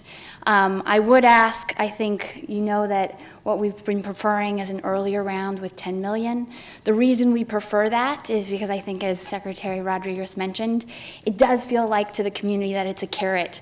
And I think I've mentioned other people, a slow no, right? And we have community members who have a lot of broken promises around resources to their constituency, and they have said they'd prefer, you know, the money in hand versus the risk that in the fall there is no more money than 10 million, and potentially a lot more programs and projects who have the benefit of going through a second round of improved guidelines. And so there's the fear of how long can we go through this process. So our request is, we understand staff's recommendations and we you know, think they are thoughtful, but our request really is that regardless whether there's a spring, a fall round, that any existing applicants get to go through the existing guidelines. I promised my grant writer who did this application that she'd never have to apply to another TCC program again to get through the application, because we've been doing this for over 40 years in terms of applying to grant programs, and this one was tough. And so I think we are at a place where if there's updated guidelines and we'd have to go back through updated guidelines, I'm not sure we'd go again at this. And I understand you have a lot of considerations, and I think there's a lot of applicants who, you know, potentially could have done better with, you know, we're the guinea pigs, right? The first round is the guinea pigs. We have the hurdle to jump through. The other thing we'd request is that a scoring bump for the highest applicant. And the reason we request this is I think the strength of the Green Together proposal. We were top 3 scoring, but we didn't get funded out of 3 proposals because of the regional designation. And we were the only NGO community-driven applicant, and in staff's own words, most embodied the spirit of the enabling legislation. And we think it's important to signal to other NGOs and community-based groups that this is a program worth applying for. We'd also really point out that, you know, in looking at this, we're hoping that you will make a decision today. We have community members who took time off work, who flew up. Thanks for accommodating their travel schedules. There's no more flights this afternoon because of the service. And we're losing momentum. People are pretty discouraged. What do you mean by a decision today? We're hoping that there will be an action that shows either that applicants get to use existing guidelines in the next process, and that the highest runner-up will get a scoring bump. It's not on our, something like that would have to be noticed, so it's not, you know, we could give direction to look at it, but it's not on our agenda. We had discussions and we thought this was sufficient noticing to have a conversation about that. We'll have a further discussion, but I suspect the answer is that's not something we can decide today. Okay. Well, that's our request, and just so that we can keep the community, the partners engaged, we are losing, you know, it does, I think, a little bit feel like a slow no, and whether we should just kind of pack our bags and figure something else out. So we would encourage some action on this item. The other point I would make just really quick on the timeline, and we're going to have conversations about this for the next round, is that there's an 8-month timeline laid out. We would hope that the community members who are developing projects would have no less than 3 months to be able to develop the projects. In an 8-month timeline, feel like it's reasonable that at least 3 months would be used to actually develop their project applications. And again, even if this isn't our proposal, but other folks down the road, we think that's actually best practice for that amount of time. So just one quick comment, clarification. Whether it's 10 million or if it's combined, it's going to take the same amount of time. So it's not a slower process if it gets combined, just so you're aware. Yeah, no, I think I understood that from Randall's proposal. I think out of the months and the timeline that he set forward, looking at making sure at least when you get solicitation and when applications are due, no less than 90 days in that period of time is what we think would be reasonable for communities to be able to develop a thoughtful, competitive proposal for this type of a program. Okay. Thank you for your time. Thank you. All right. I'm going to screw up your name again, but to say Mubarli, I'm sorry, can't quite read it. And then followed by Malcolm Harris.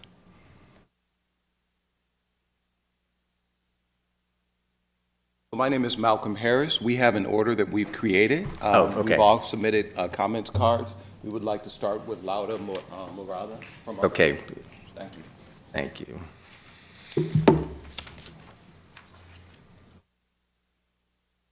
Start. Good afternoon. Hi, my name is Laura Muraida. I'm the research director at SCOPE. We are a 25-year-old South Los Angeles-based community organization. And first, I want to thank the council and staff for providing us the time and space to comment on the future of the Transformative Climate Communities program.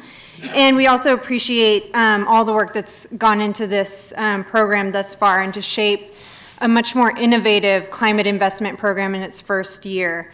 My colleagues and I are here today to speak about the significance of the South LA TCC proposal and the community in which it's situated.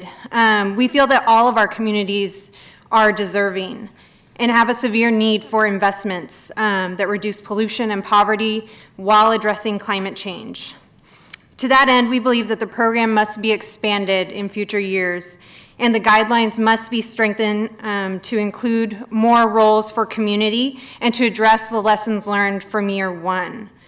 If there is an expedited process or if funds are allocated this year, we urge the council to consider splitting the resources between the top scoring applications in Los Angeles, the region with the highest need. We know that despite being labeled as a disadvantaged community, that South LA, our community residents, which are largely Black, Latino, and immigrant, are resilient. We're not just looking to TCC to transform a neighborhood where people have lived for generations. We're also looking to ensure that TCC is a step forward in transforming the historic public investment in land use systems and processes that have continued to leave low-income communities of color behind. We feel that our proposal demonstrates how a large public agency partner is already beginning to shift how they think about equity and community engagement. SCOPE convened the LA Equity Alliance, which is a multi-sector group of South Los Angeles community-based organizations with decades of history in community organizing in the area. We convened our organizations and our grassroots membership bases to put together a community vision and principles for how climate investments could be implemented in our area. This community partnership expanded to a partnership with public agencies, elected officials, and other CBO stakeholders, and ultimately developed into the plan for a green active transportation corridor for us and by us in one of the most polluted and historically industrial corridors in the city. We urge the council to give full and fair consideration to all year one proposals and provide a process that allows these great projects to come to fruition. And my colleagues will speak more to the specifics of the proposal and our reasoning behind these recommendations. Thank you. Thank you. Good morning. My name is Keisha Sexton, and I'm the Director of Organizing at LA Neighborhood Land Trust. Thanks for allowing us to speak today. I'm here today in support of the South LA TCC proposal, but also to join my colleagues in advocating for the money to get rolled over. For the past 3 years, as a member of the LA Equity Alliance, the Neighborhood Land Trust has been working with the Alliance to advocate for resources to reduce greenhouse gas emissions in South Central LA. We were one of the South LA CBOs who partnered with Metro, LA Equity Alliance, Council District 8 and 9, Supervisory District 2, and South Los Angeles Transit Empowerment Zone to submit the South LA application. If we were awarded the grant, the Neighborhood Land Trust's role would have been to work with the community to build E.J. Stewart's along the Rail-to-Rail project, which is located on Slauson Avenue. These E.J. Stewarts would have been community stewards of the project, but also leaders who organize their neighbors to reduce greenhouse gas emissions by promoting water and energy, as well as tree planting and gardening. South Los Angeles is a community that has been shaped by exclusionary housing policies, environmental racism, and chronic disinvestment. It is important to us and the residents we serve that California invest in our neighborhoods, and specifically South LA. Transformative climate change resources are needed in South LA to ensure that residents have a fair chance to live a healthy and thriving life. We're standing with our friends, colleagues, and residents to urge the council and staff to roll over the $10 million to ensure that they have enough time, or to ensure that you have enough time to improve the process, to make sure it is fair and give all disadvantaged communities an opportunity to compete for these resources. By rolling over the money, you would have time to 1, expand the resources, 2, improve the guidelines, and 3, have a clear process where all SGC staff are trained and all applicants have access to adequate TA. We believe that the SGC should also consider ways the next year's process could be expedited for repeat applicants. If the committee chooses not to pause, reflect, refine, and roll over funds to next year, then we believe that splitting the funds is the best solution to move forward. Thank you for listening. We look forward to working with you in the near future to ensure that every Californian have a fair chance to live healthy lives. Thank you. Good morning and greetings, commissioners and staff. We appreciate all of your work to flesh out this TCC program. And while we appreciate your work, we have recommendations for how we believe we can strengthen the impact of projects like TCC on generationally underserved and underinvested communities like South Central Los Angeles. My name is Malcolm Harris. I'm the Director of Programs and Organizing with Trust South Los Angeles. Trust is a community land trust model that was created by South Central residents, specifically immigrant Latinas, as a strategy, as a community strategy to stabilize communities and families through permanent ownership of land and maintaining the affordability of that land and improving the land quality and slowing the instability and displacement that continues to plague communities like South Central.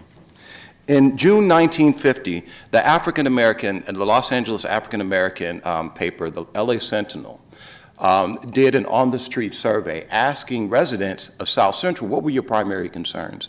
But residents in June 1950 said their primary concerns were how to maintain transit connections between South Central LA and other parts of the city, particularly the west side of Los Angeles, and the opportunity for jobs. Concerns about toxicity of land and unemployment. That can be connected, that history from 1950 can be connected to 1965 and the 25% unemployment rate in South LA at the time. The police abuse issues that came up and the concerns about the environmental justice issues. That 25 years later, from 65 to 92, we could still see some of those issues and concerns come up in the LA uprisings. Almost 25 years later, in 2018, we still see some of the same issues that continue to happen in South Central Los Angeles. So we're talking about recorded 68 years, ongoing generational lack of investment in communities like South Central. So we believe in some of our recommendations, we believe that that we support the idea of rolling the $10 million into the 2019 allocation. But we're concerned that there should also be connected to that an expedited program or an expedited opportunity for folks who like the LA Equity Alliance to be able, and Pacoima Beautiful in their Northeast Valley program, to be able to go through, not to go through as rigorous a process. Also, that if you all opt for option one, that which is to allocate the money this year, that there be some sort of restructuring of the guidelines that can meet our community's needs, and that also if the $10 million is allocated this year, we ask for a split of $5 million between the organizations that have already applied for the money. And last but least, our organization, Trust, has been here for 10 years, the Brotherhood Crusade for 50 years, Scope for 25 years. We have a number of years, we have more than 100 years experience combined of doing this work. We'd like that to be taken into consideration, and also take into consideration the generational issues that still maintain South Central as one of the most heavily, densely populated and toxic communities in the city of Los Angeles. Thank you. Good afternoon, council members, Chairman Alex, and Executive Director Randall Winston. Thank you for allowing us a forum to speak today. My name is Mubarak Ali, and I am a member of Trust South LA and South Central resident for about a little over 40 years. I'm here today as a concerned resident who understands the years of disinvestment, environmental racism, segregated housing policies, and poverty that still grips South Central Los Angeles to this day.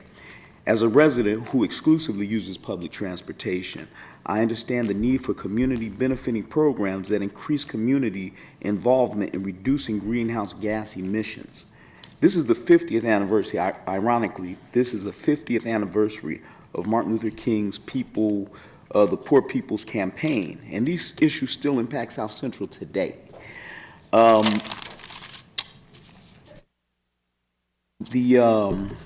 me see. I asked the commission to split the 2018 $10 million between the LA Equity Alliance and the Valley at $5 million each. If the commission decides to roll over the $10 million to 2019, we want to ensure that there's time to improve the overall process. We also recommend that the 2019 process be expedited for repeat applicants. Thank you very much for your time. Thank you. Okay, thank you. Good afternoon. My name is Jessica Medina, and I'm a researcher at Scope. You've seen me here several times over the last few years as we have shaped this program through the guidelines as well as the legislation before that, and then through our participation in this proposal. What you've heard from my colleagues today is that there is a need in South LA, and there are organizations that have been doing grassroots work in South LA. And oftentimes our community's issues of economic exclusion, social exclusion, are not framed from an environmental racism perspective. And so it might be difficult to see that the work that we are doing is actually the work of environmental justice for our communities. When we fight for improving land use, when we fight for more parks, for improved transportation, that is a transformative project. When we as a LA Equity Alliance come together as multi-issue organizations that have grassroots members across a 5 square mile area that encompasses almost 100,000 people, that is transformative, and that is something that might not have come across in this proposal that you saw at the end of last year. But that is something that you hear from us regularly, and that you know from the research that comes from Peer and other institutions, that there is environmental justice work being done in South LA, that it is grassroots, that several organizations, that community leaders come together to advocate together for improvements to our communities.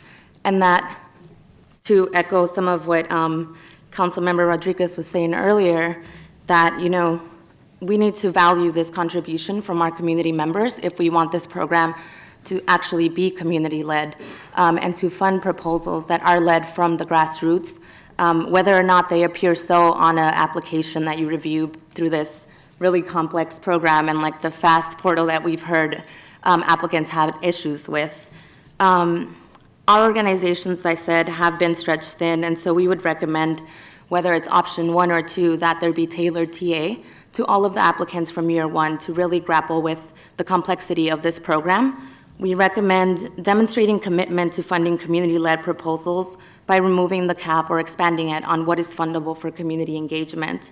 We also recommend that, as the council chair suggested, whether it's option 1 or 2, the guidelines will have to change because scaling back to a 10 million grant or a 5 million grant, as some of my colleagues have asked for, is a completely different program, and the requirements for reporting or for leverage or community engagement, therefore, would have to change as well. So we're in agreement with these changes, and just want to stress that we're here today to demonstrate, as we have in the past, that our community is united in this multi-issue and multiracial coalition, and that we are doing the work of environmental justice, even though it might not be presented that way when it comes to Black and Latino communities and immigrant communities in South LA.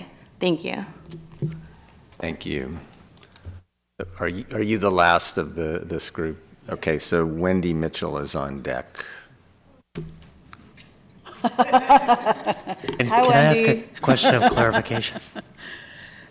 Good afternoon. Oh, was there a question? Yeah, I wanted to ask a quick question of clarification of Malcolm, if that'd be okay. Sure. Malcolm. Malcolm, it may have been my mishearing, but I thought you both said that you were in favor of the option of rolling the 10 million over, and then said, but not option 1, but that is option 1. Was that my mishearing? I'm sorry? That what you were speaking in favor of was taking the $10 million, rolling it in with the 2018-2019 funds? So we're looking at both. So what we're looking at is that if there's a decision today, as a presented motion, we would support that rollover. Okay. But we also see the importance of with the current money is that if the other option is available and you all make that decision, that we would ask that it would be split in half for the 10 million. Okay, that's very clear. Thank you. Right. Okay. Please. Good afternoon, Chairman Alex and esteemed council members. Thank you for the opportunity to speak before you today. My name is Effie Turnbull Sanders, and I am the Executive Director of the South Los Angeles Transit Empowerment Zone, otherwise known as SLATE-Z for short, and the South LA Promise Zone. It's one of 22 federally designated promise zones focused on economic opportunity, creating living wage jobs, and creating recreational space for disinvested communities in South Los Angeles. SLATE-Z was a proud member of the LA Equity Alliance's work on the Slauson Rail-to-Rail project proposal. SLATE-Z is a collaboration of 55 nonprofit, government agency, and private sector partners working together on this collective 10-year strategic goals around the areas that I previously mentioned. This project was particularly significant for SLATE-Z because of the hard-fought and won Promise Zone designation, and the idea was to build upon this collective impact place-based strategy very similar to the Transformative Climate Communities program. One of the challenges that we saw early on was a challenge around the focus of the scoring in the process, and looking at the way in which you could really capture the need in a community and think about how could transformation actually occur.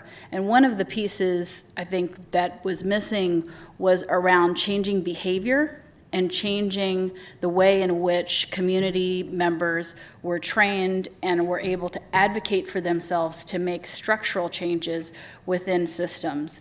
And that is what SLATE-Z was focused on, and that is what our primary focus was in South LA around our community engagement plan.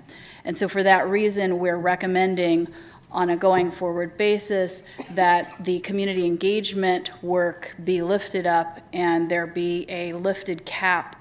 I believe it's 5 or 8% now, but to enable projects like ours to really be able to capture that community engagement piece to change behavior.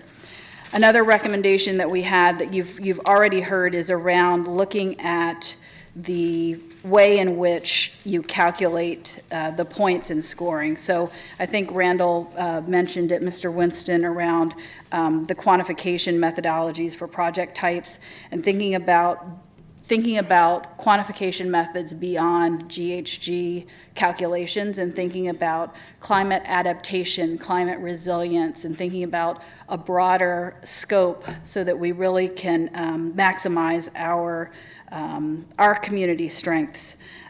South of Los Angeles has had a historic level of disinvestment, as you've heard previously from the other speakers.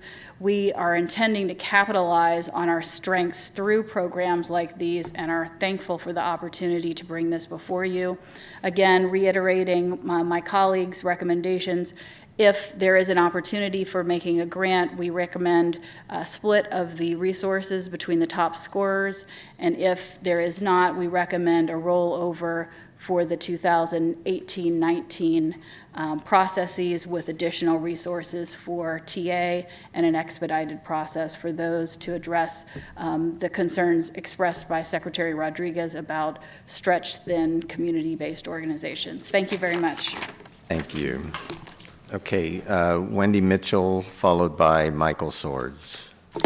Hi, I'm Wendy Mitchell. I'm the chair of Pacoima Beautiful, and it's an honor to follow my former colleague, Miss Effie Turnbull Sanders, as she clearly got the note cards being able to speak first program from her time on the Coastal Commission better than I, because I was here first, but I'll let it pass, It's an honor to be here and to actually support the work that the South LA group has done and Pacoima Beautiful in the North Valley together. I thank you all for all your hard work. We were all here in January having this very same conversation and you know, making tough decisions. As I think Commissioner Fisher said, you've become a lot more popular when you started giving out all this money, or unpopular because you always have to say no, which I acknowledge and understand is very difficult. I just want to talk about, having worked in Sacramento for 15 years, I just want to talk about my thoughts from the public policy perspective of what you're trying to do with the 10 versus the 35.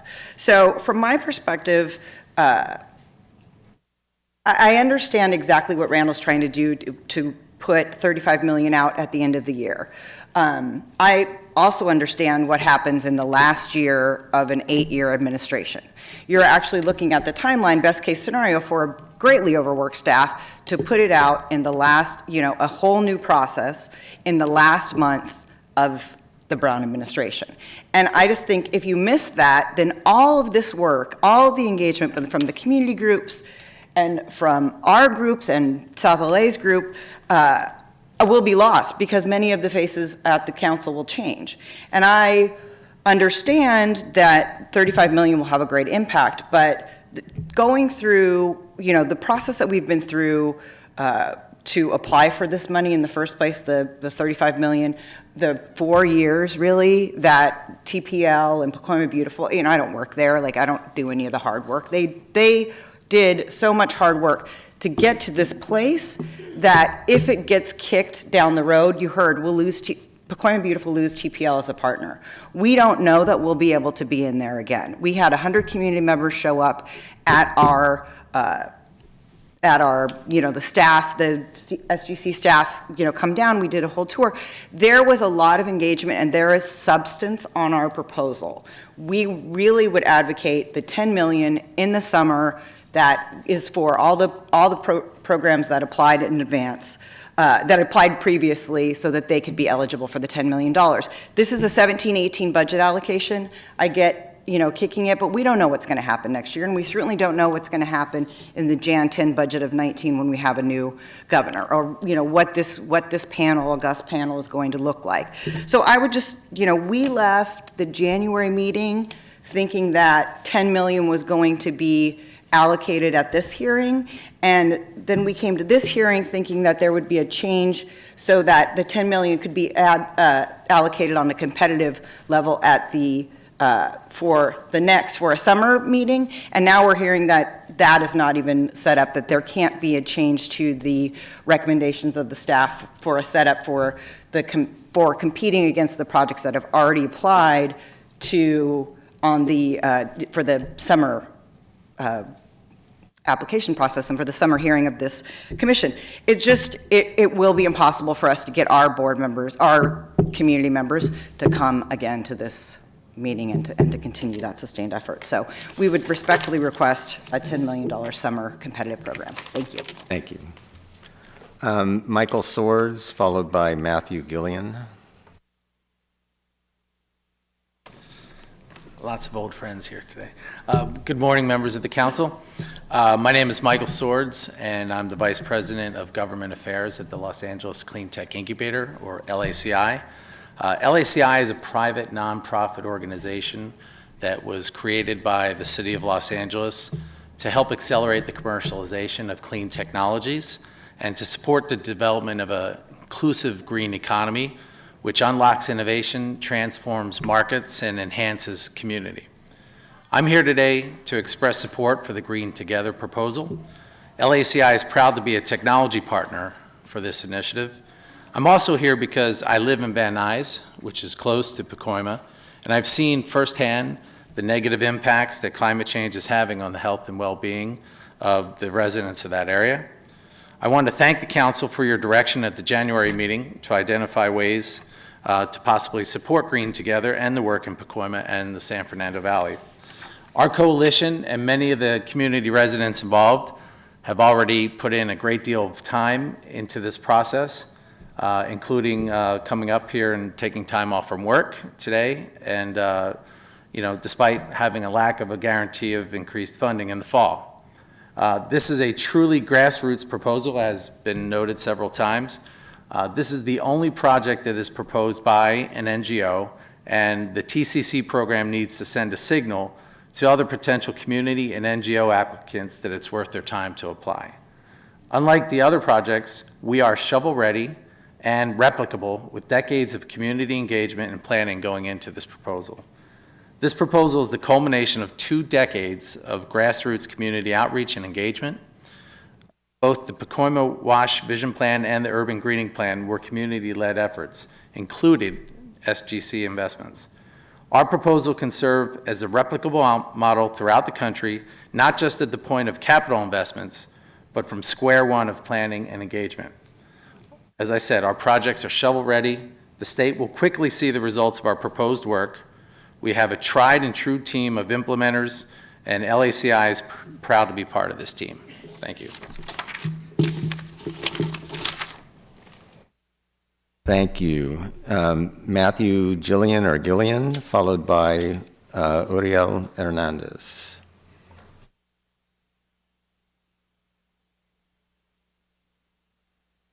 Matthew, excuse me, is Matthew here from Inspiration Transportation? I'm Matthew. I could. You could feel free. I'll calm down, yeah. Okay, Uriel, followed by looks like Lashella Dozier.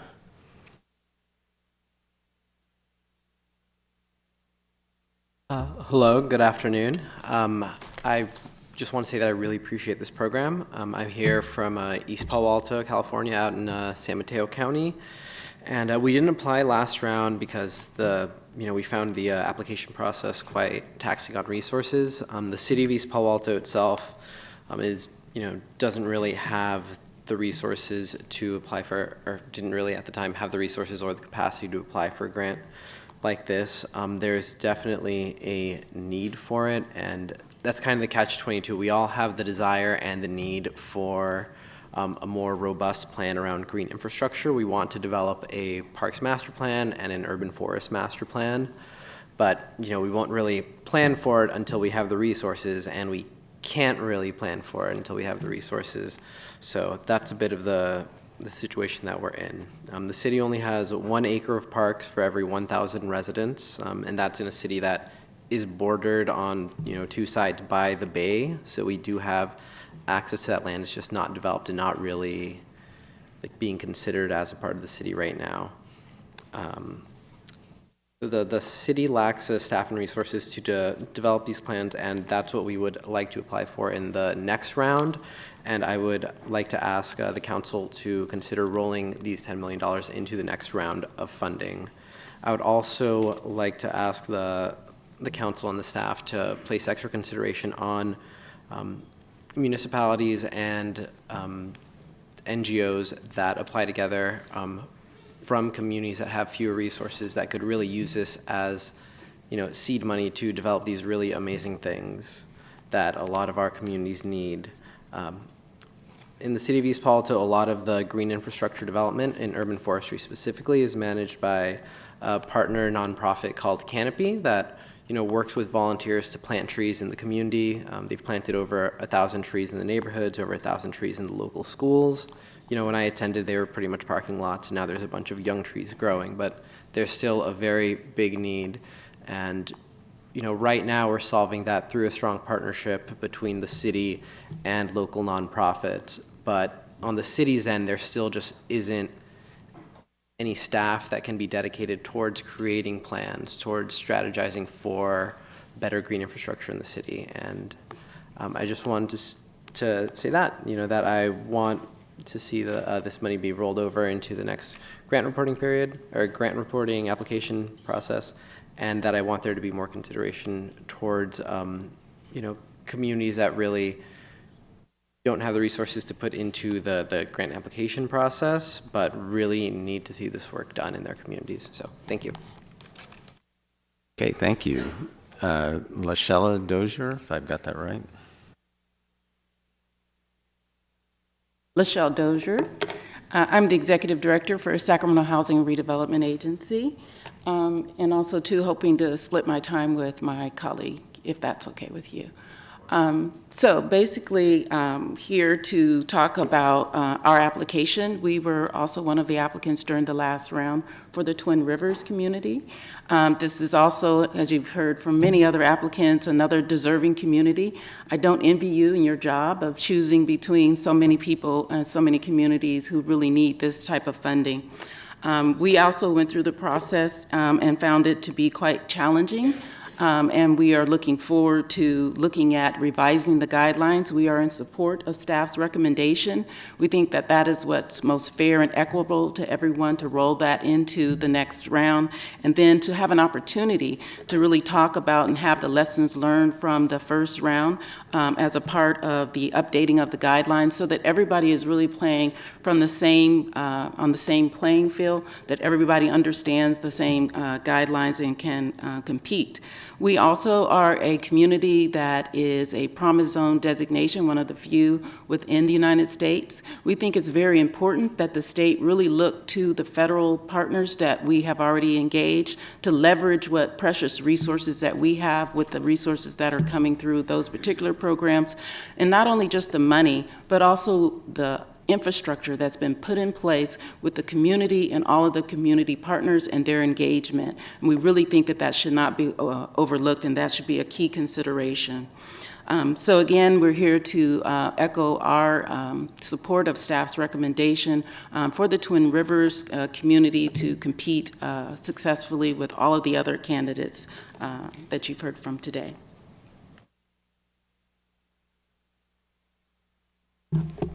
Tyrone Roderick Williams, Director of the Sacramento Promise Zone and Chairman of the Disadvantaged Communities Advisory Group serving the California Public Utilities Commission and the California Energy Commission. My comments really relate to not only this project, but any of the projects or opportunities for funding in the future.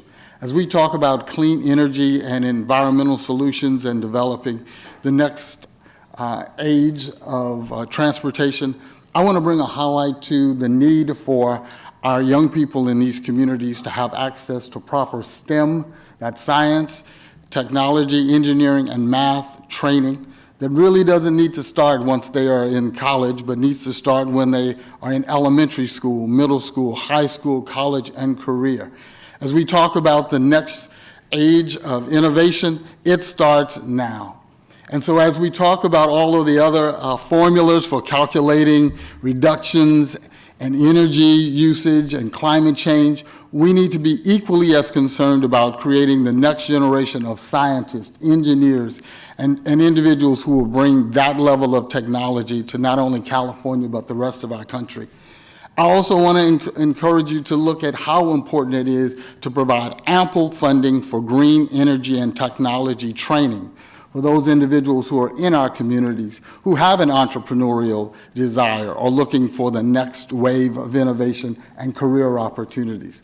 So I stand in support of my counterpart in LA and my counterpart in San Diego and my counterpart in northern part of LA. All four of the promise zones in California are looking to use this vehicle as a way of moving our communities forward. I would encourage you that as the federal government has recognized the incredible partnerships and leveraging opportunities that exist in all of the California promise zones, that this agency and this board would equally recognize the significant work that has gone on at the grassroots level and consider that as you're creating your funding categories and points assigned to projects that come before you in the future. Thank you all. Hey, thank you very much. So hopefully we can, as a council, be fairly pithy given our time constraint, but we definitely need to have some conversations. So who would like to go first here? Mike. Can we just get a restatement on the motion that's before us? Sure. So I understand staff's recommendation, but then the additional concepts of a more efficient process and then points for previous applicants, unfunded previous applicants, is that where we? You know, if I can butt in, I think what we can do is give direction.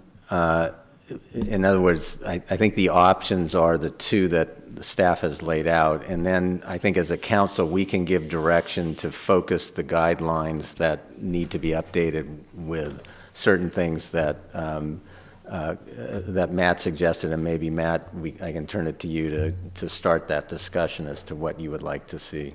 Yeah, I was thinking that, yeah, we'd be over before 1, so I could tell John Laird that these meetings go much more quickly without him. Yeah, but I don't think we're going to make it. So I think what we're looking at is a motion that approves staff's recommendation to roll this, the $10 million over into a combined process that would be done according to the staff's recommendation through the summer.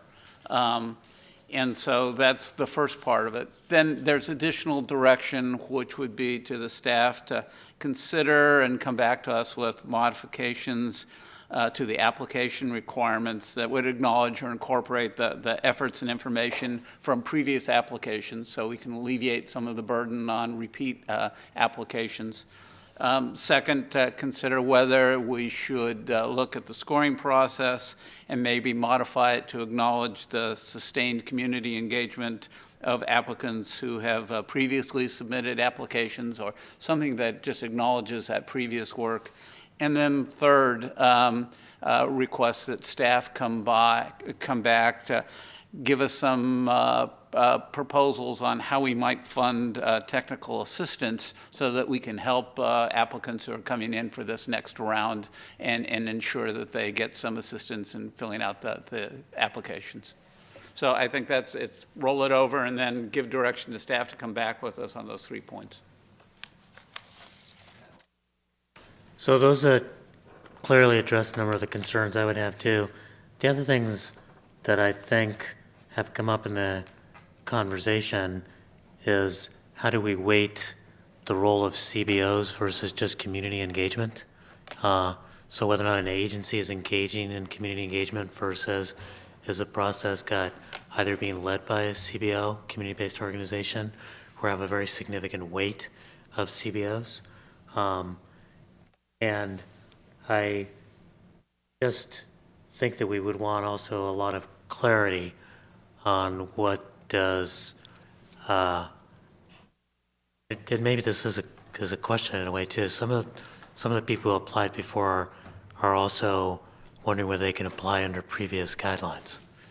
It seems like that's probably not something that will happen. but we should be clear about how to move this quickly for those groups.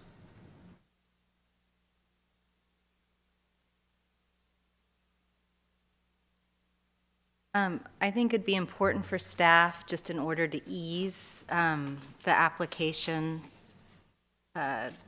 work of previous applicants in moving into a new set of guidelines that we're creating, is that to make careful note of any parts that have changed from the previous application. I'm not going to talk about this quite correctly, but to create a crosswalk so that if you have new questions in the new guidelines that, you know, would have been answered by this section in the previous guidelines, you can easily point previous applicants to how that has changed.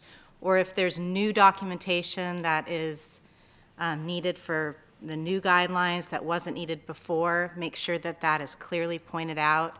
And if there is old information that's no longer needed, to clearly point that out so that they can, it's not the additional job of trying to figure out what's changed, that we have clear instructions or guidance on that. Sounds like you want a matrix of old versus new that will quickly. Okay. You know, one other comment, Chair Alex, which is the one I raised at the beginning, is what is the concept of a minimal viable TCC project once we have a better sense of whether it's 10 and 25 or some other number. Because while there might be some logic to 35, maybe 25 does it if there's 75, and then we can do 3 projects or that. And getting some guidance on, I mean, to some extent, the 35 million was not completely arbitrary, but it was kind of coming out of the way the legislation was written. Yeah, we are having the program evaluated for different things. There's a group at UCLA taking a look at some items, and that may be worth, I know that's, you know, horrible for a USC guy, but I mean, it's going to be low-quality work, but still it would be. UCLA, but that's okay. Matt. Yeah, I'll just add, you know, when we had this meeting in January and we talked about, well, can we do something with the $10 million now? Part of that dialogue was, well, do we have to go through a competitive process? And so we were asking for some guidance on that. We do have to go through a competitive process, and I think that's the right thing to do. Then I think I've got a little bit more comfort level that we're going to be getting to 25 million at least, hopefully, in the budget. So there's that additional money. So that's why I think it's appropriate to roll this over with some reluctance. I mean, I do want to get the money out the door as soon as we can, but I think this is the better course to take.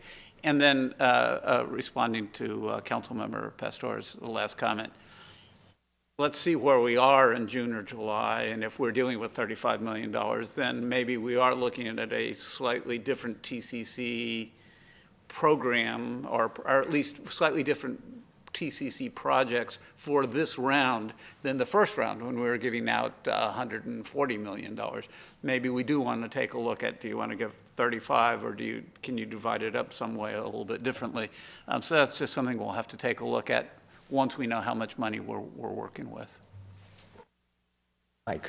I appreciate Randall taking the risk there of saying that he has capacity issues. So a lot of us staff boards, and I just appreciate the honesty there. And what we heard over and over again with the first round of the process was how great the quality of the process was, how fair it was, how transformative the process in and of itself was, and everything we're talking about was shortening the process and making it faster and making it easier works in direct competition with that. So I think we just need to stay mindful of we're trying to have an inclusive process. I agree completely that those NGOs and grassroots, we want to not just talk about that's what we want, but we need to have our actions reflect that's what we want. And as we come back with the prioritization for points or whoever gets technical assistance, I want to make sure that we're not just in our words, but in our actions, we're promoting this grassroots concept. I struggle with this decision.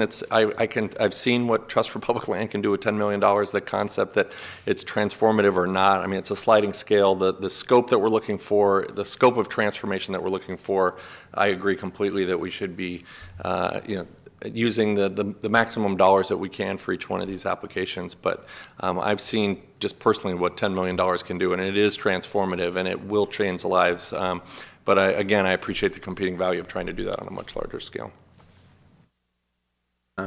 Okay, I have a couple of quick comments.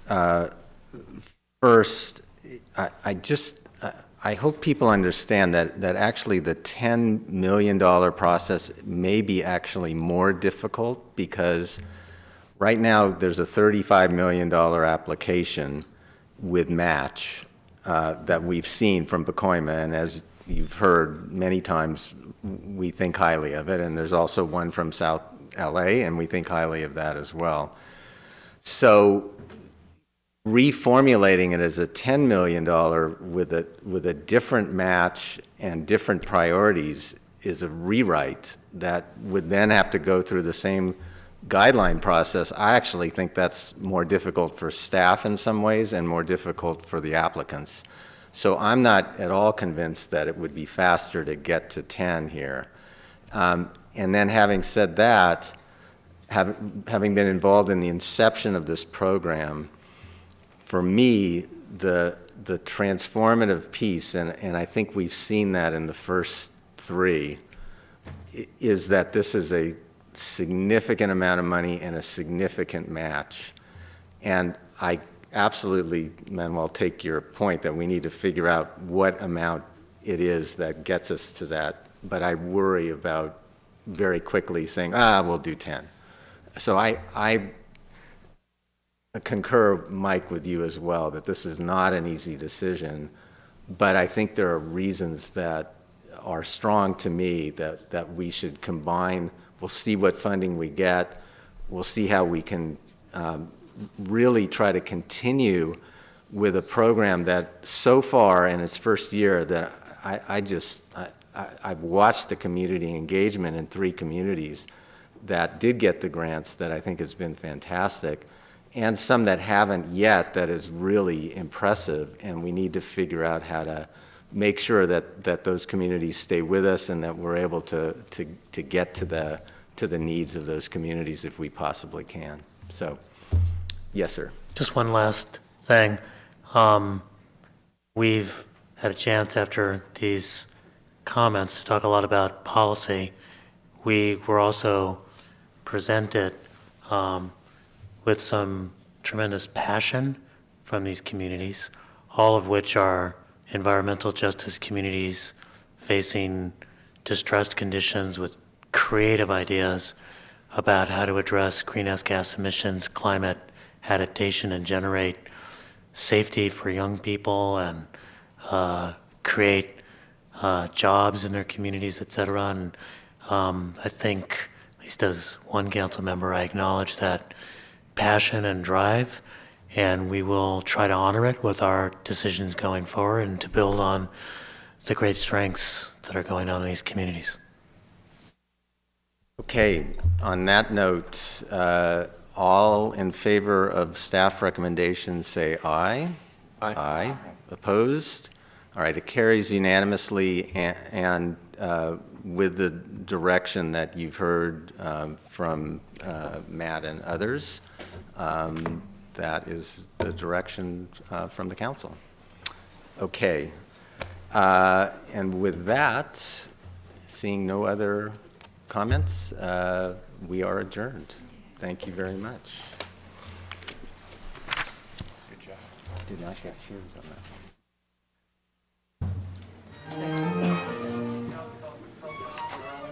Excuse me, Mr. Chair.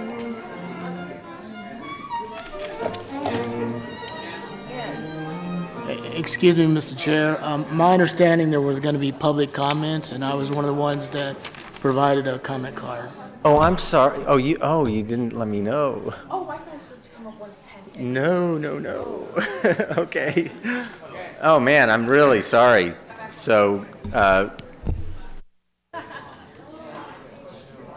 I was unaware that there was a series of public comments from folks who have, although most of these I think we've already heard from, but not everybody. So can I have Troy Hightower, Keisha Sexton, Alex Turek, and I think we've heard from Jessica Medina and Effie Sanders. And Keisha as well, thank you. So it looks like Troy and Alex. Yes, sir. I'm sorry. I apologize. I wasn't aware. Well, I appreciate it, Chair and council members. My name is Troy Hightower from Bakersfield, and I will be brief. I'm here representing the Affordable Housing Coalition of Kern County. It's comprised of members that represent community-based nonprofit organizations, community members, public agencies, and the private sector. The vision of the group is that everyone in Kern County will have a safe and affordable home in a healthy and diverse community. And with that, we wanted to express our support in SGC programs and also express our appreciation for the allocation and funding of rural projects. And finally, I wanted to thank Randall and his staff as they have come down and actually met with members of our coalition. And I thank that, and we look forward to working with SGC in the future. Thank you. Thank you. It was worth waiting for him to speak. One comment to that, and thank you for those comments. I'll remind the council that earlier in my presentation I mentioned that we're doing a series of AHSC deep dives for technical assistance. It has not been easy getting projects funded in Kern County. We are committed, of course, as we have been, and that's why we're sort of focusing some of our assistance here moving forward. So thank you for those comments, and just wanted to let the council know that we are working hard in that part of the state. Chair, if I could, through the chair, and respond quickly to Sure. Randall. I think the coalition and the work that we've done is really, there seems to be new light and new interest in Bakersfield and Kern County to proceed. So I think we'll be talking more. Thank you. Thank you so much. Alex Turek, are you here? All right. Well, once again, I'll hopefully with success this time adjourn the meeting. Thank you all. That was a nice way to end. Yeah.